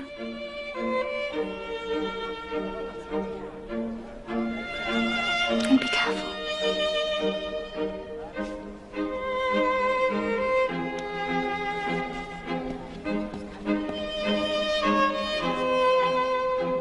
Master Copperfield! Oh, Master Copperfield! Oh, what a wonderful party! Except you and I had hardly any chance to talk. You have heard something, I dare say, of the change in my circumstances. Yes. What a worthy man Mr. Wickfield is. Oh, but he's been imprudent. Oh, very much so. Now, it's a topic I would not touch on to any soul but you. No, there would have been great loss. Disgrace. I don't know what all. But I was able to be the humble instrument of his salvation. So he has put me on an eminence I could never hope to have reached. I congratulate you. Oh, thank you. You will not think the worse of my humbleness if I make a tiny confidence to you. No? Did you not think that Miss Agnes Wickfield was looking very beautiful tonight? Yes, I did. Oh, thank you. Why thank me? Well, that is the confidence that I take the liberty of reposing. Now, humble as I am, Master Copperfield, the image of Agnes Wickfield has been in my breast for years. Oh, Master Copperfield, with what a pure affection do I worship the ground my Agnes walks on. Have you made these feelings known to her? Oh dear, no, not to any soul but you. Well, she's very young still. And there's no rush at present. And I have to work my way upwards. There will be time presently to make her familiar with my hopes. As opportunities offer. I go this way towards the city. I go that way. Oh, then we part here. If you'll have the goodness to keep my secret, not in general to go against me, I'll take it as a particular favour. Look, You are as a brother to the Master Copperfield. We wouldn't wish to make unpleasantness. Well, I'll bid you good night.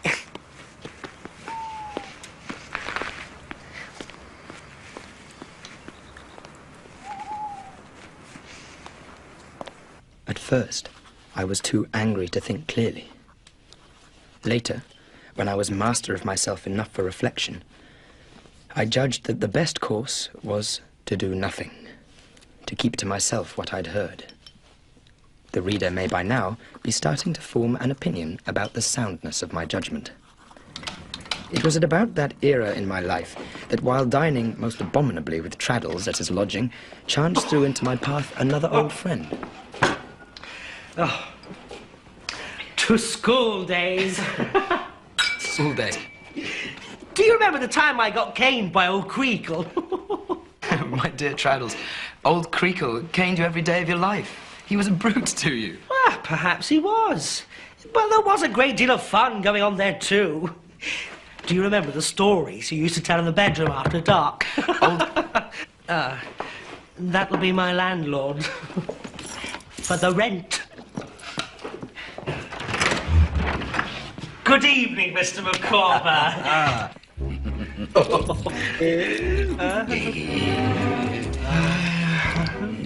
Mr. Micawber, how do you do?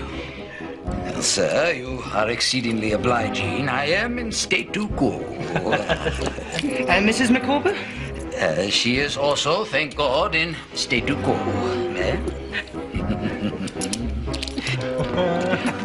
And the children? Well, I rejoice to say that they are likewise in the enjoyment of salubrity. Is it possible? Have I the pleasure of again beholding Copperfield? Mr. Micawber, it's so good to see you again. My dear Copperfield. Mrs. Micawber! Mrs. Micawber! Mrs. Micawber! Come. My dear, here is a gentleman of the name of Copperfield who wishes to renew his acquaintance with you.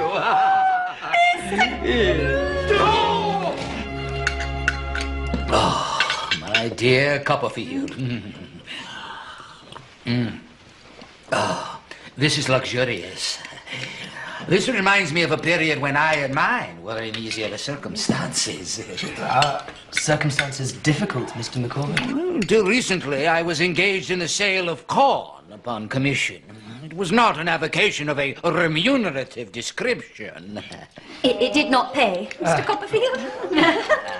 Mr. Micawber is at present without any suitable position or employment. Where does that responsibility rest? With society. What Mr. Micawber has to do is throw down the gauntlet to society and say, in effect, show me who will take that up. Let the party immediately step forward. How is this to be done, exactly? By advertising in the papers. It appears to me that what Mr. Micawber has to do in justice to himself, in justice to society, is to advertise in all the papers. Yes.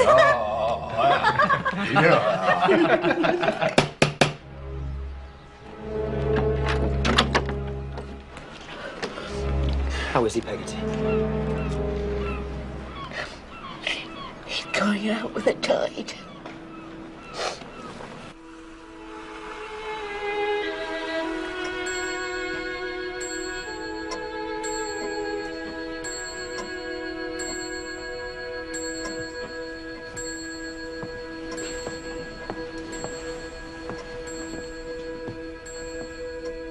It is, and what? Something. He's come to himself.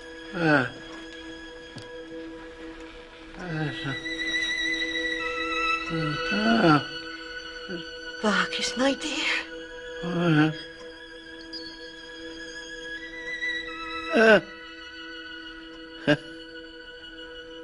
C.P. Bacchus. No better woman anywhere.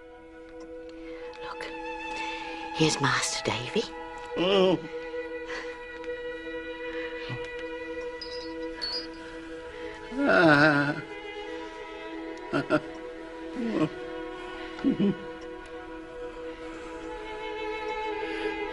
Bacchus is willing.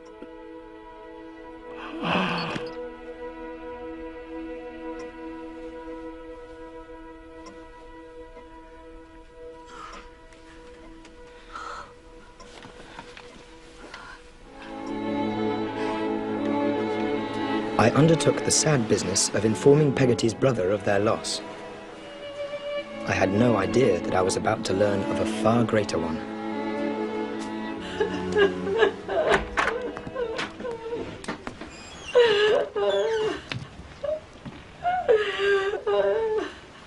Ham? Ham, what's the matter? Ham, for heaven's sake, tell me what's the matter. She's run away. Little Emily. Pride and hope of my heart. She's gone. When you, who love me so much better than I've deserved, when you read this, I shall be far away. When I leave my dear home in the morning, it will be never to come back, unless he brings me back a lady. Mr. Peggotty. 'Twas no fault of yourn, Master Davy. There's no blame to be laid at your door. No fault of mine. I don't understand. The name of the man is Steerforth. And he's a damned villain. Where were you going, Daniel? Find my poor niece in her shame and bring her back. No, Daniel, no! I'm going to seek her far and wide. If any hurt should come to me, tell her the last words I had for her was, my unchanged love is for my darling girl. And I forgive her. It was the first of a series of great shocks that one after another overwhelmed my young life. The next was mild in comparison, though momentous in its ultimate consequences, and began innocently enough with a visit to Mr. Micawber's.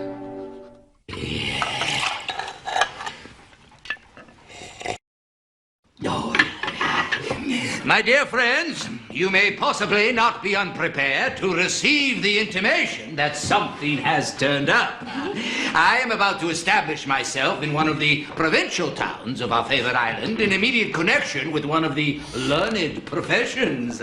You therefore find us on the brink of migration and will excuse any little discomforts incidental to that position. My family may consider it a banishment, if they please.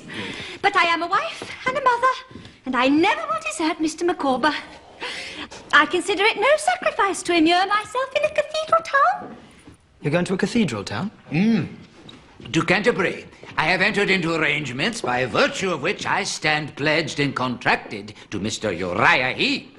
Uriah Heep? To assist and serve him in the capacity of confidential clerk. Are you acquainted with Mr. Heep? Yes, I am indeed, ma'am. And I feel it my duty to warn you against him. My dear Copperfield, I am bound to state to you that it was the prudent suggestion of Mrs. Micawber that has conduced to this result. The gauntlet to which you referred upon a former occasion being thrown down in the form of an advertisement was taken up by my friend Heep. Your friend? Well, so I flatter myself. I know Uriah Heep. I've known him since I was a boy. He is a false, scheming creature. No, Traddles, you'll bear me out. He's a man not greatly admired in the profession, sir, but much feared.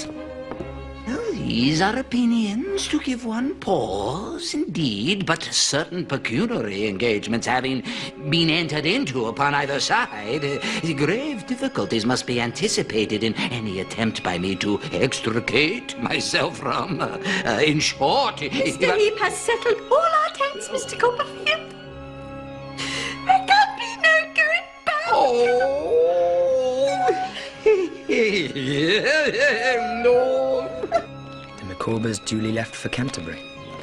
I heard regularly from Agnes, and though nothing in her letters gave me particular cause to feel anxiety for them, or her, I remained uneasy. Mr. Copperfield, would you step in here a moment?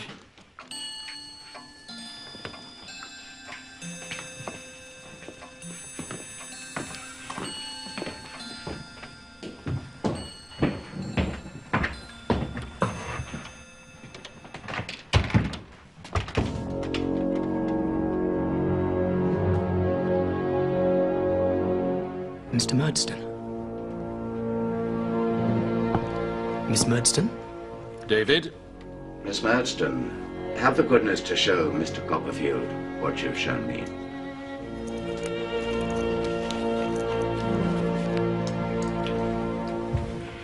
I believe this is your handwriting, Mr. Copperfield. It is, sir. Thank you, Miss Murdstone. We won't detain you further. What? But my brother and I have come here today in spite of the fact that he lost his wife a month ago and is in mourning, as you can see. Jane Murdstone, enough. My private grief is not at issue here. My sister has a great deal more to say, sir. Your sister, Mr. Murdstone, has done her part. It is now between myself and Mr. Copperfield. Very well. I protest! Jane! But Mr. Copperfield's behaviour has been abominable. Jane Murdstone! Will you hold your tongue?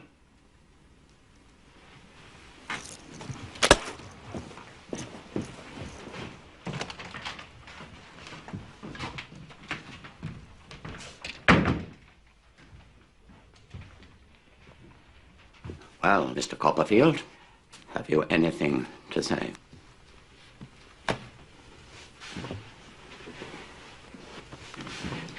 There's nothing I can say, sir, except that all the blame is mine. Dora... Miss Spenlow, I think you mean. Miss Spenlow was persuaded by me to consent to this secrecy, and I greatly regret it. But my love can be my only excuse. Pray do not tell me to my face that you love my daughter, sir. Could I defend my conduct if I did not, sir? Can you defend your conduct if you do, sir? Have you considered how young my daughter is, how young you are, what your prospects are, how many years it must be before you make a penny out of the law? There's my book, sir. Book? I've written a book. It's with a publisher. I may get a good price for it.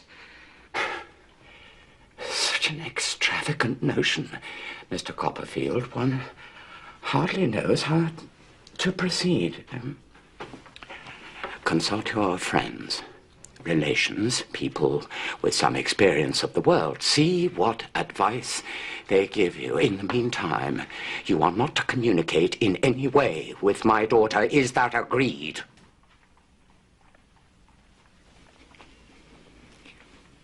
Yes, sir. On your honor. As a gentleman. On my honor as a gentleman.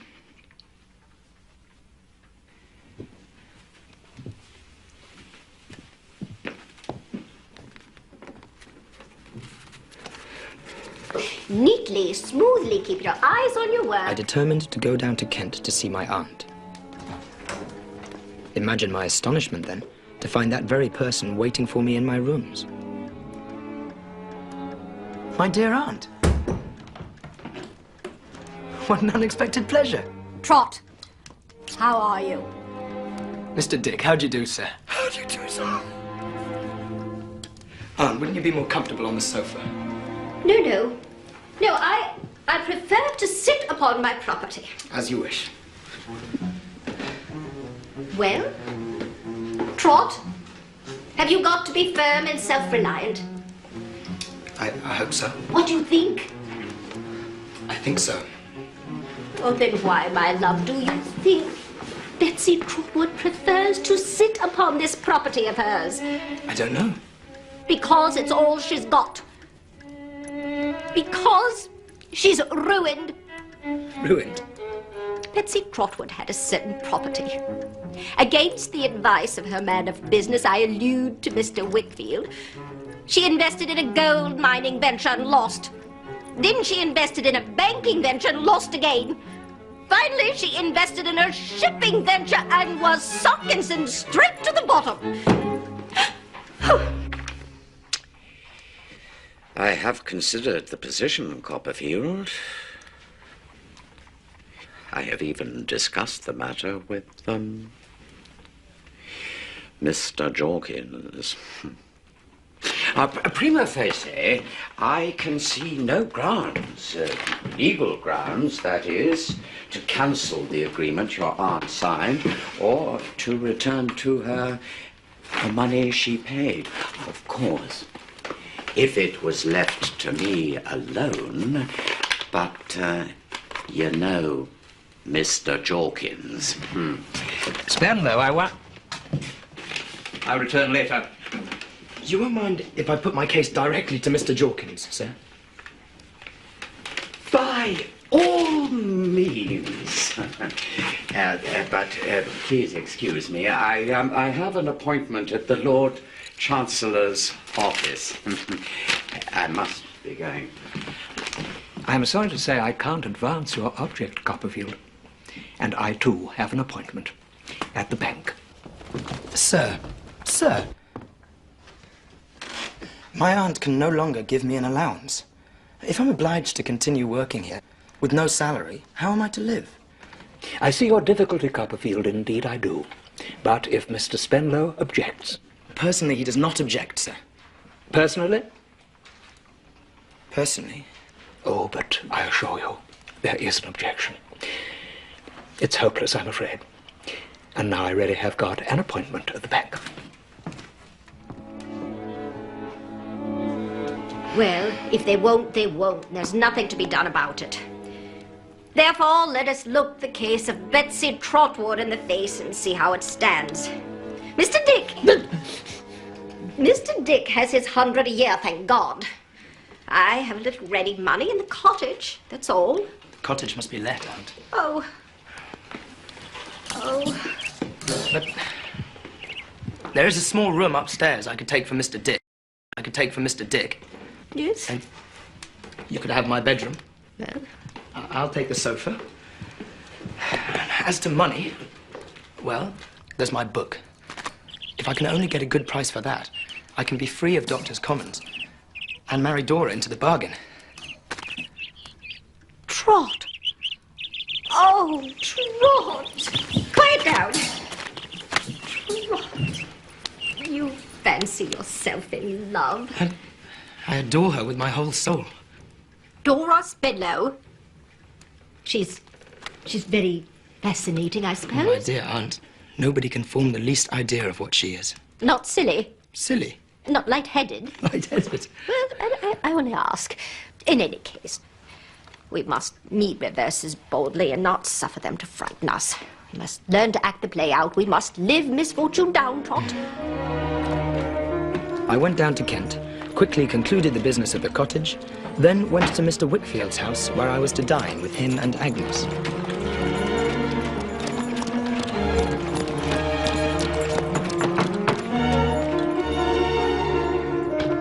Oh, my dear Copperfield! I'm extremely glad to see you. How do you find the law, Mr. Micawber? Does it suit you? To a man possessed of the higher imaginative powers, it is limiting. In professional correspondence, the mind is not at liberty to soar to any very exalted form of expression. Mrs. Micawber's well, I hope. Oh, very well, thank God, and would be delighted to receive you under her own roof. Pending an elevation to more ambitious domiciliary accommodation, we occupy the humble abode that formerly gave shelter to my employer Heap and his mother. What? Well, where's Uriah living then? Here. And his mother? In this house? Trotwood. The sight of her instantly put Uriah Heep and all his works out of my mind. I could not think of her troubles, only of mine. I think I shall go mad, Agnes. I love her to distraction. I can't eat or sleep for love of her. And her father won't let me see her. I can't write to her. If there was one gleam of hope, but there's none. My whole soul is being crushed under the burden of this. I want to kill myself. Or throw all to perdition and carry her away, elope with her. Please don't speak of such things. You torture me. Torture you? Well, what do you mean? Agnes? What is it? What mustn't I talk of? Dearest sister. Please. Tell me.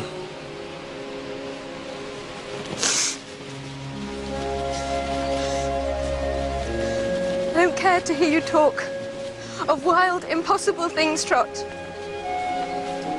Of elopement. Of ruining yourself and her. Of cutting yourself off from those who love you. Dearest Agnes. Do you think I'd do it?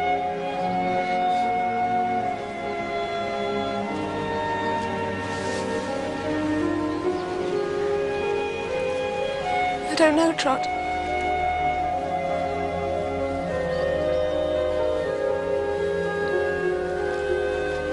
Abandon my aunt, to whom I owe everything? Never.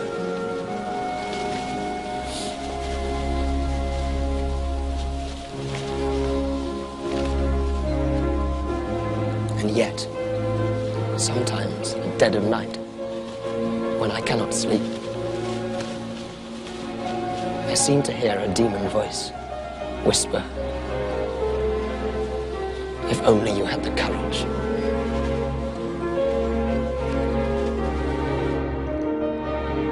It was only when Uriah and his mother joined us for dinner that the full extent of his baneful power over that household became apparent to me. It was with some pain that I observed the frequency with which Mr. Wickfield refilled his own glass.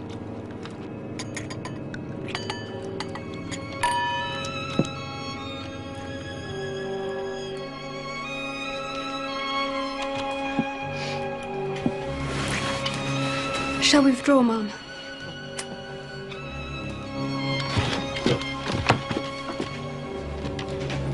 Don't sit too long tonight, Papa.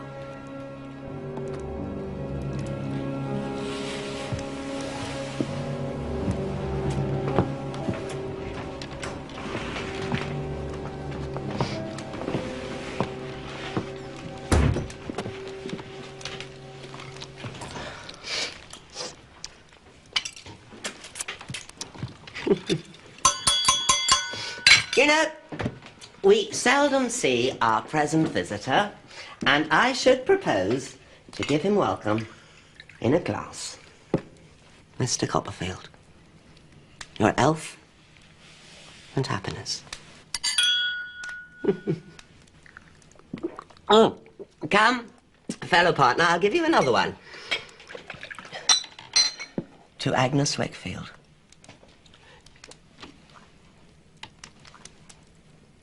Agnes Wickfield is, I am safe to say, the divinest of her sex. I'll speak out among friends, I hope.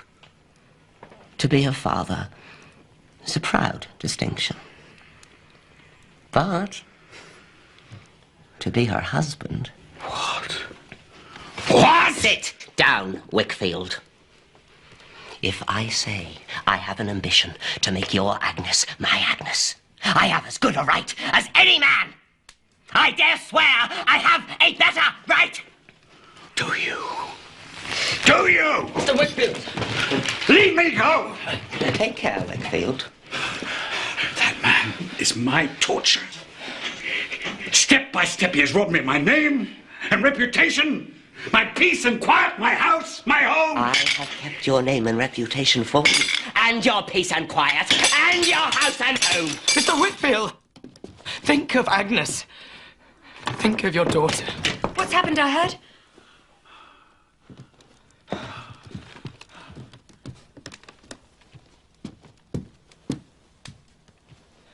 Come, Papa.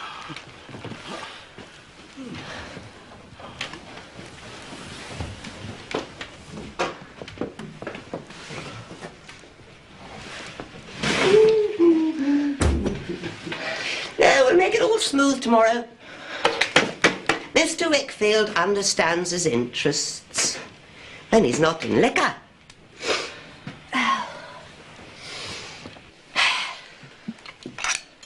But he sometimes plucked a pear before it was ripe, Mr. Copperfield. Huh? No, I did that. Just now. But it'll ripen yet. Only needs attending to. I can wait. Be careful, Copperfield. I could ruin him, you know. Wickfield, oh yes, send him to prison. You lie. Do I?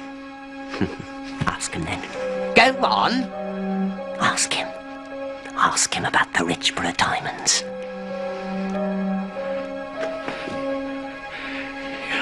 Abominable.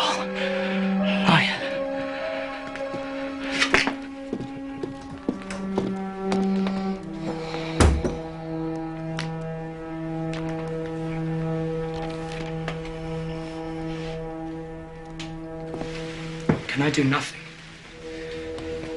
I who burden you with my own sorrows. No. Agnes, you'd never sacrifice yourself out of a sense of duty. You'd never bestow your hand on that man. I would kill myself first.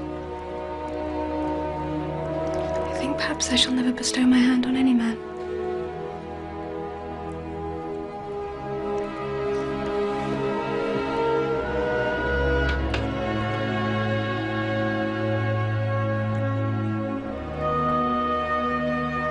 It was then, at that moment, that I knew, if only dimly, what my true feeling for her was. I said nothing. What could I say? In any case, the hand of fate was about to reach out. What's your father? But Papa's home.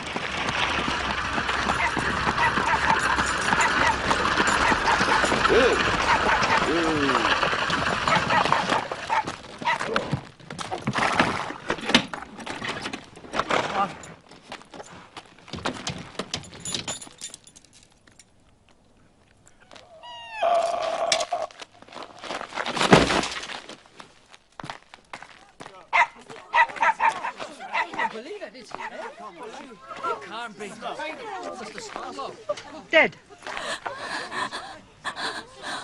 Hart. These are the articles you signed with Mr. Spenlow. Now that he's dead, Mr. Jorkins? Precisely, yes. Now that he is what you mentioned. The articles cease and determine. So also does your employment here. In ordinary circumstances, your aunt would be entitled to have part of the money she laid down reimbursed by the estate of the deceased, Mr. Jorkins? Precisely, yes. By what you mentioned. But alas, the circumstances are not ordinary, very, very far from ordinary. There is no money. There must be some. Not a penny. Mr. Spenlow had, it seemed, been running through money far in excess of his income. The house? Rented. The carriage? Hired. But then what is to become of Miss Spenlow?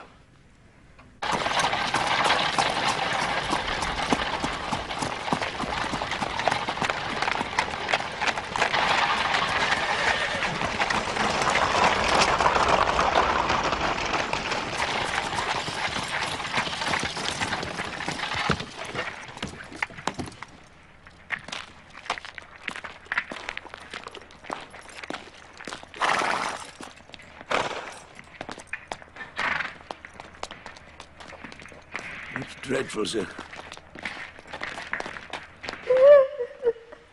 Dora? Dora? There's no money.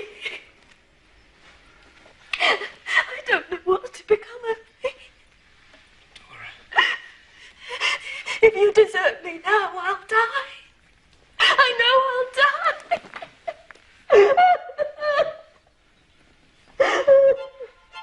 With this ring I thee wed. With this ring I thee wed. With my body I thee worship. With my body I thee worship. And with all my worldly goods I thee endow. And with all my worldly goods I thee endow. In the name of the Father, and the Son, and the Holy Ghost. Amen. In the name of the Father, the Son, and the Holy Ghost. Amen.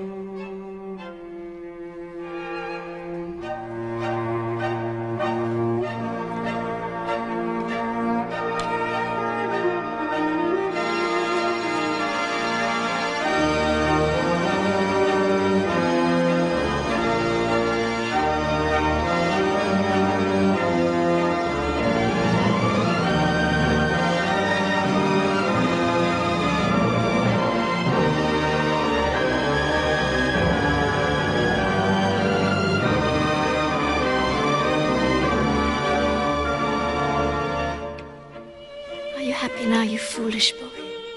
Very, very, very happy.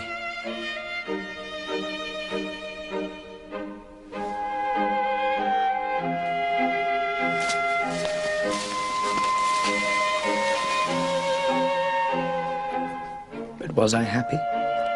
I sold my book. The price was not great, but sufficient. Dora and I took a cottage on the northern height of London, while my aunt and Mr. Dick stayed on in my old lodgings. We had a slattern of a servant called Mary Ann, whose written recommendation proved to be a greater work of fiction than I would ever dare attempt. Her expenditure was quite phenomenal, but we never had anything in the house. They won't come right. Horrid bills. Horrid numbers. They won't do anything I want. They make my head ache, sir. You do nothing to help me, you nasty husband.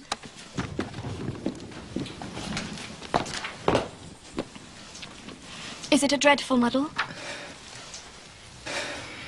It's a bit of a one, my love. I'll see to this tomorrow. Why not now and teach me? Because I'm behind with my writing. I believe you care more for your horrid books than you do for me.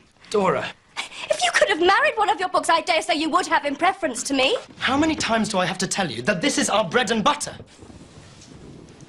If I can't have peace to write, we starve, and my aunt with us. Dora! Dora! Mary, on the door! She's found. My darling girl is found. She left him. Steerforth? Aye, she made her own poor solitary course to London, being close to death. Mr. Peggotty? Oh, she'll live, sir. Now she will. But feeling herself close to death, she wrote to Yarmouth, and they passed on word to me. Where is she now? Well, here, sir, in London. Still weak, sir, in her health. But I'll nurse her. And when she's well, I'll take her away. Far away. I had word again from Yarmouth today, sir. He's going there, in that boat of his from Grimsby, to seek her out. Will you go down there, sir? Of course, Mr. Peggotty. Anything. Will you tell him my niece will never look upon his face again, nor bear him company? I will. I travelled all night through a great storm. Gusts of rain were sweeping in from the coast like showers of steel. By the time I came to Yarmouth, it had finally blown itself out. Master Davy! Peggotty. Davy, my darling boy! But what brings you here? You sent no word. Dear Lord, What is it? He came to meet him. Steerforth. Oh, dear Lord. Peggotty, what is it?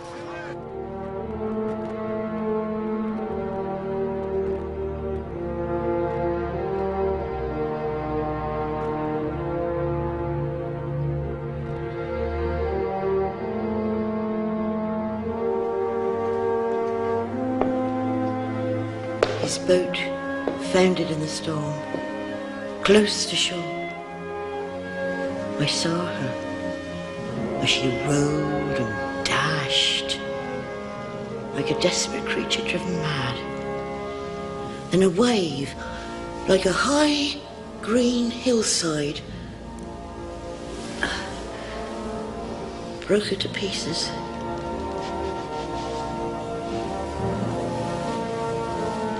He lay as if asleep, as I had often seen him lie at school.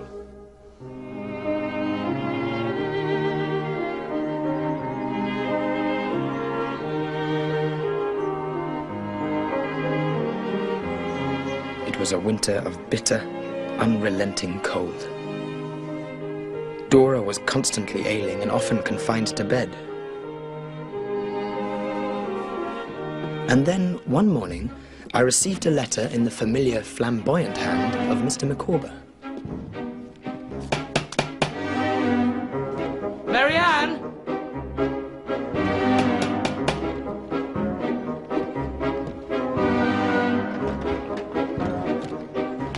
My dear Aunt, Traddles! Oh, he's had the same.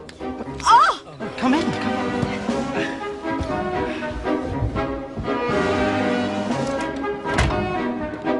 Most secret and confidential.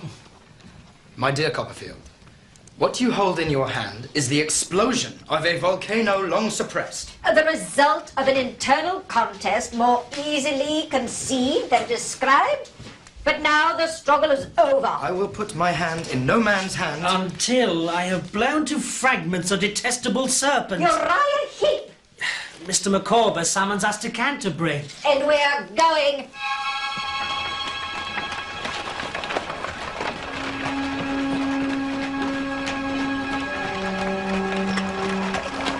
He's here. Ladies, gentlemen, I trust you will shortly witness an eruption. Mr. Copperfield, Mr. Traddles, remember, when I give the word, pounce.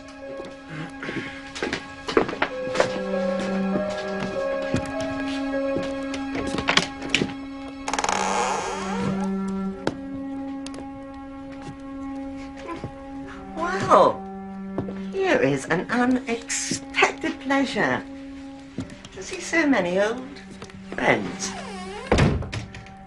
Why aren't you at your desk, Micawber? Run along. Go on, run along. I'll talk to you presently. If there is a scoundrel on this earth of whom I have already talked too much, that scoundrel's name is Heep. Mr. Wickfield, would you have the goodness to make known to present company what, in a moment of unadulterated despair and benightedness of soul, you confided to me? In short, the circumstances pertaining to the loss of the Richborough diamonds.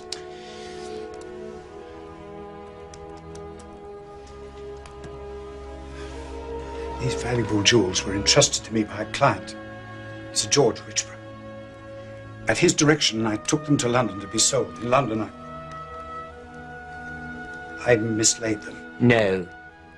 You were drunk, Mr. Wickfield. And you lost them. Or they were stolen from you. Stolen? Present company will oblige me by retaining that word. Like a fool, instead of going to my client and placing the facts honestly before him, I attempted to cover up the loss. I had to borrow the money to pay Sir George. Papa, enough. No, I must go on. Then sit, I beg you. Give me your hand. The interest on the loan was crippling. I soon became mired in debt. In the end, to maintain secrecy, I was mad enough to borrow the money from my own clerk, Uriah Heep. Ever since I had been in his power. Dearest Papa, enough. present company may now wish to consider an alternative interpretation. Elucidated by Mr. Wickfield. The jewels were stolen. Stolen by the transcendent and immortal hypocrite and perjurer, he! You know, you're all words, Micawber. Windy, empty words. Where's your proof? The consummate scoundrel, the intolerable ruffian, the interminable cheat and liar, the abandoned rascal Heap demands proof. I say to him, here's proof. Here! That is my strumbox! How dare you touch it! Yori, be humble. Yori, be humble. Get out, Mother! Be humble, Yori. Make terms. Be quiet, I say! I'll humble them! Will you? Collar him. Stay away, Micawber. Hush you for this, Micawber. I'll kill you! Be humble, Yori.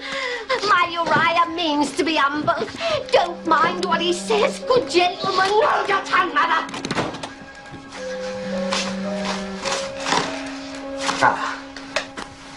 Oh.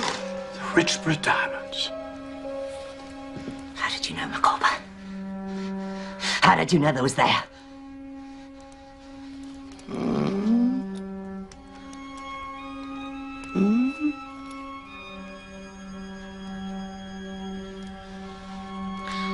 I never meant no harm, Yori. You betrayed me! No, never. I'd die first. I only wanted to see how they'd look about my neck. I only took 'em out for a moment. To try 'em. 'Tis true. I was at hand, privily and secretly. It was only a moment, but enough to prove beyond a peradventure the monstrous stratagem by which, in short, to prove your guilt.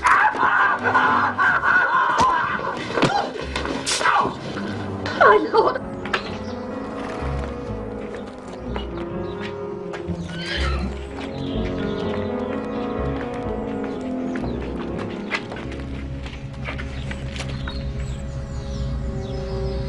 I've always hated you, Copperfield. You've always been an upstart. You've always been against me.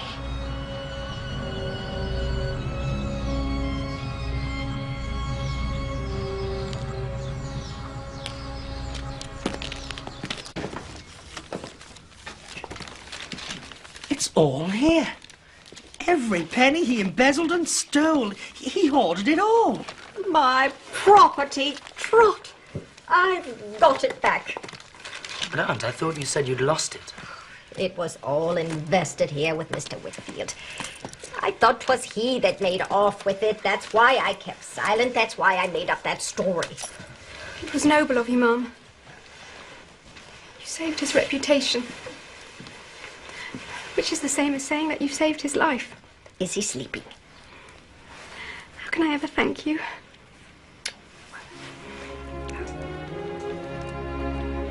Some people David knows, Yarmouth friends. They're going out to Australia shortly. Australia? Australia? You could go on the same ship. What do you think of that idea? Capital, ma'am. But there's the rub, Mom. Capital. We have none.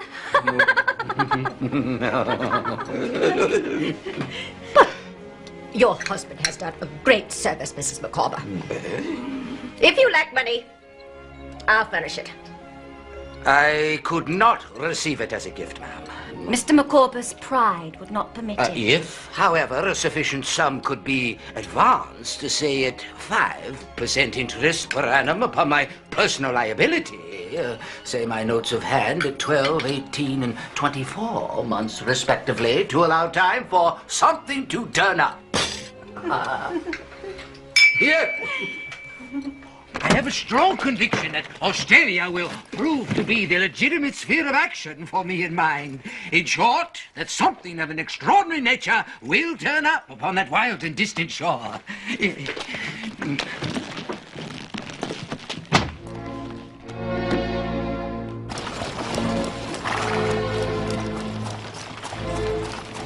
I now approach an event so painful that from the beginning of this narrative I have seen it loom larger and larger as I advanced, like a tall tree in a plain, throwing its shadow over all. Dora?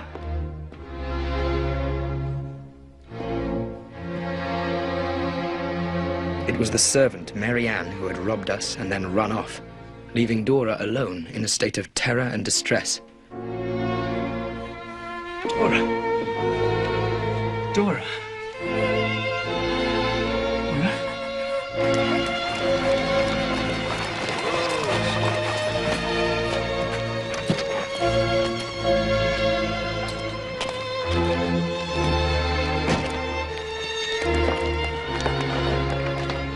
I'll come back first thing in the morning.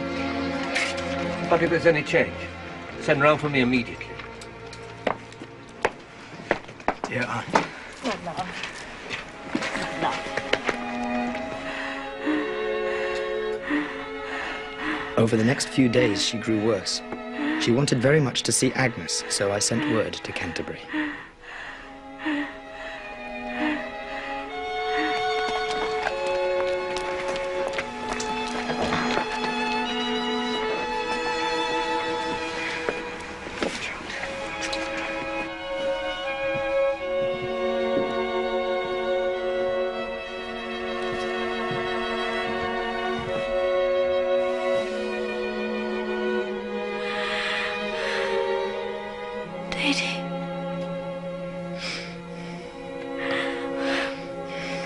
I want to say something.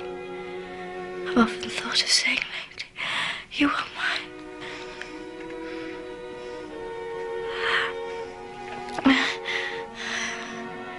I think I was too young to be a wife. Not in years only, but in experience, thoughts and everything.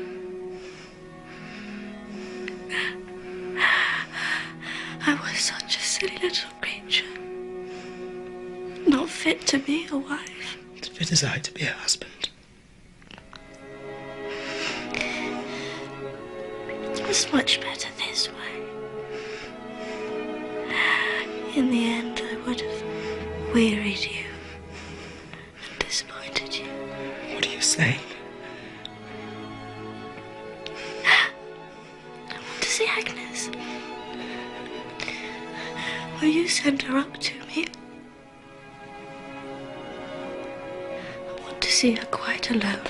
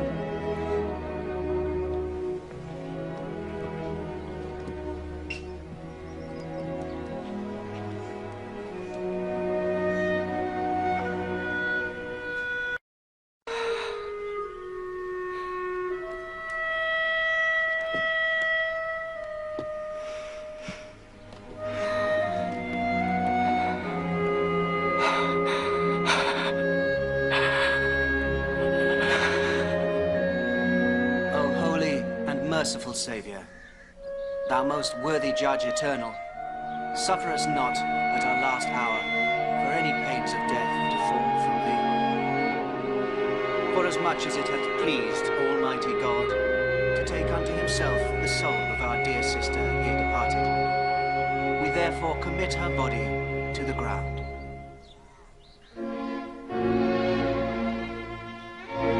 Earth to earth, ashes to ashes, dust to dust.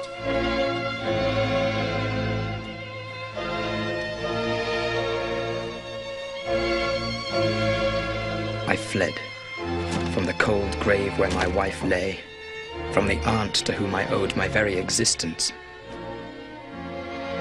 and from the woman who had all my heart.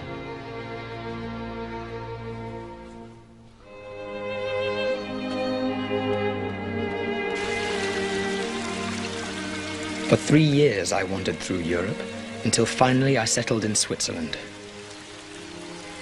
I wrote more books. My fame and reputation grew, but I had no thought of ending the exile I had chosen, until one day the nightmare of my past rose up again.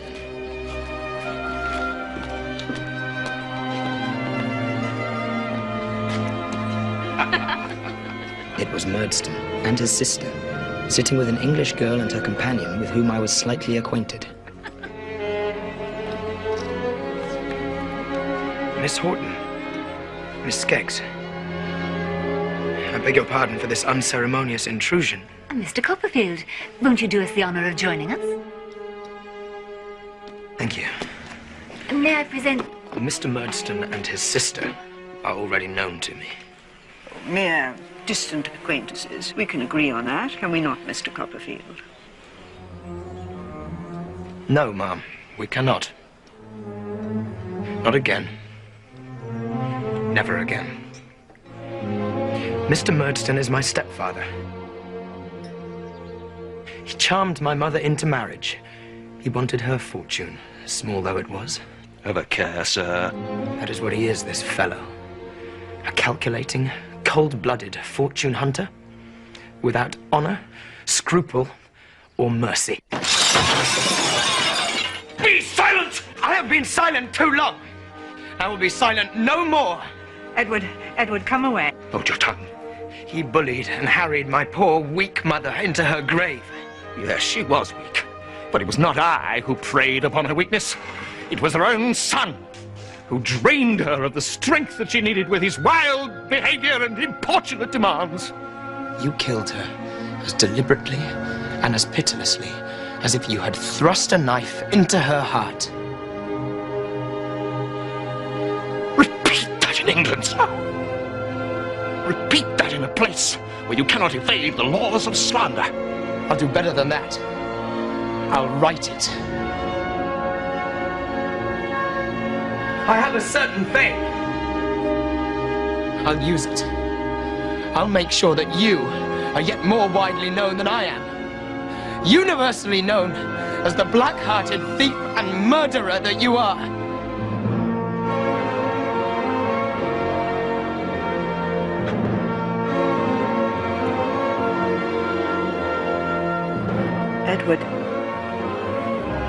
Edward, come away.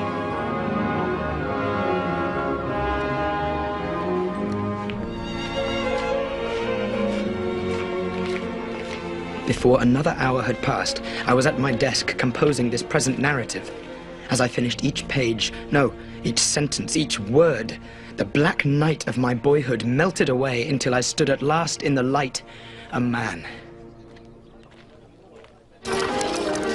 End it I could not. For the ending, whatever it should be, happy or sad, lay not in Switzerland, but in England. Master Davy! Oh! Come on! Oh.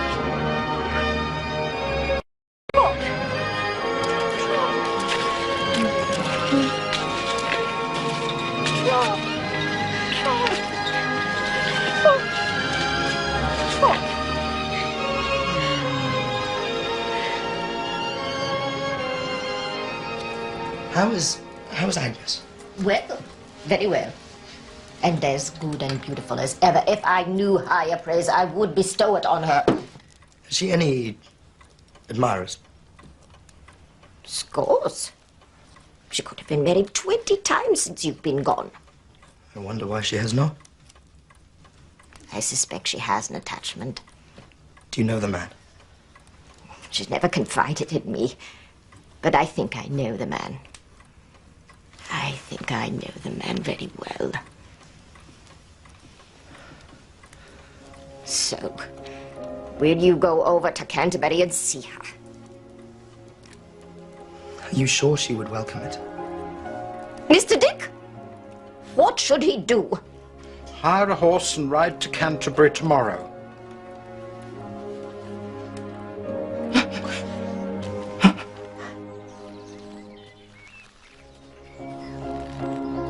Agnes! Oh, Trotwood, is it you? Is it really you? It is. How well you look. And you. Are you... Agnes. I went away. I know why you went away. Do you? Yes. I believe you know everything about me. Not everything, perhaps. I went away. I went away loving you. I stayed away loving you. And now I return, loving you. Did you know that? Yes. I have kept my secret better than you have kept yours. Your secret? I have loved you all my life.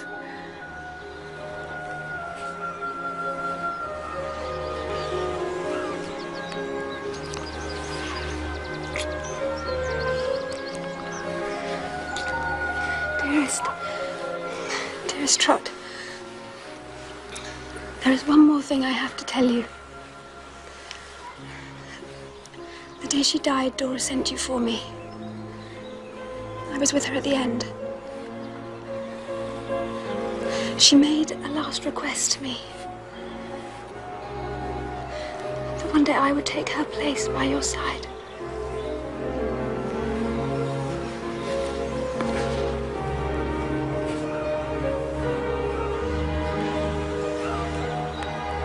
Will you?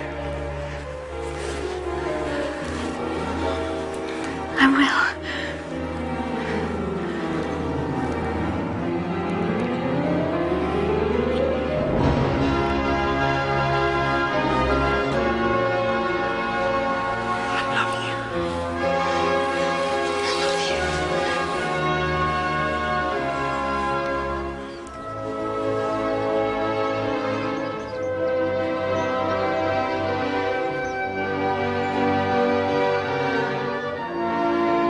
Here I close this narrative, here with Agnes at my side.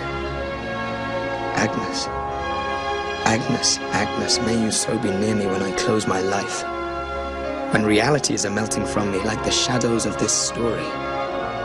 May I find you near me still.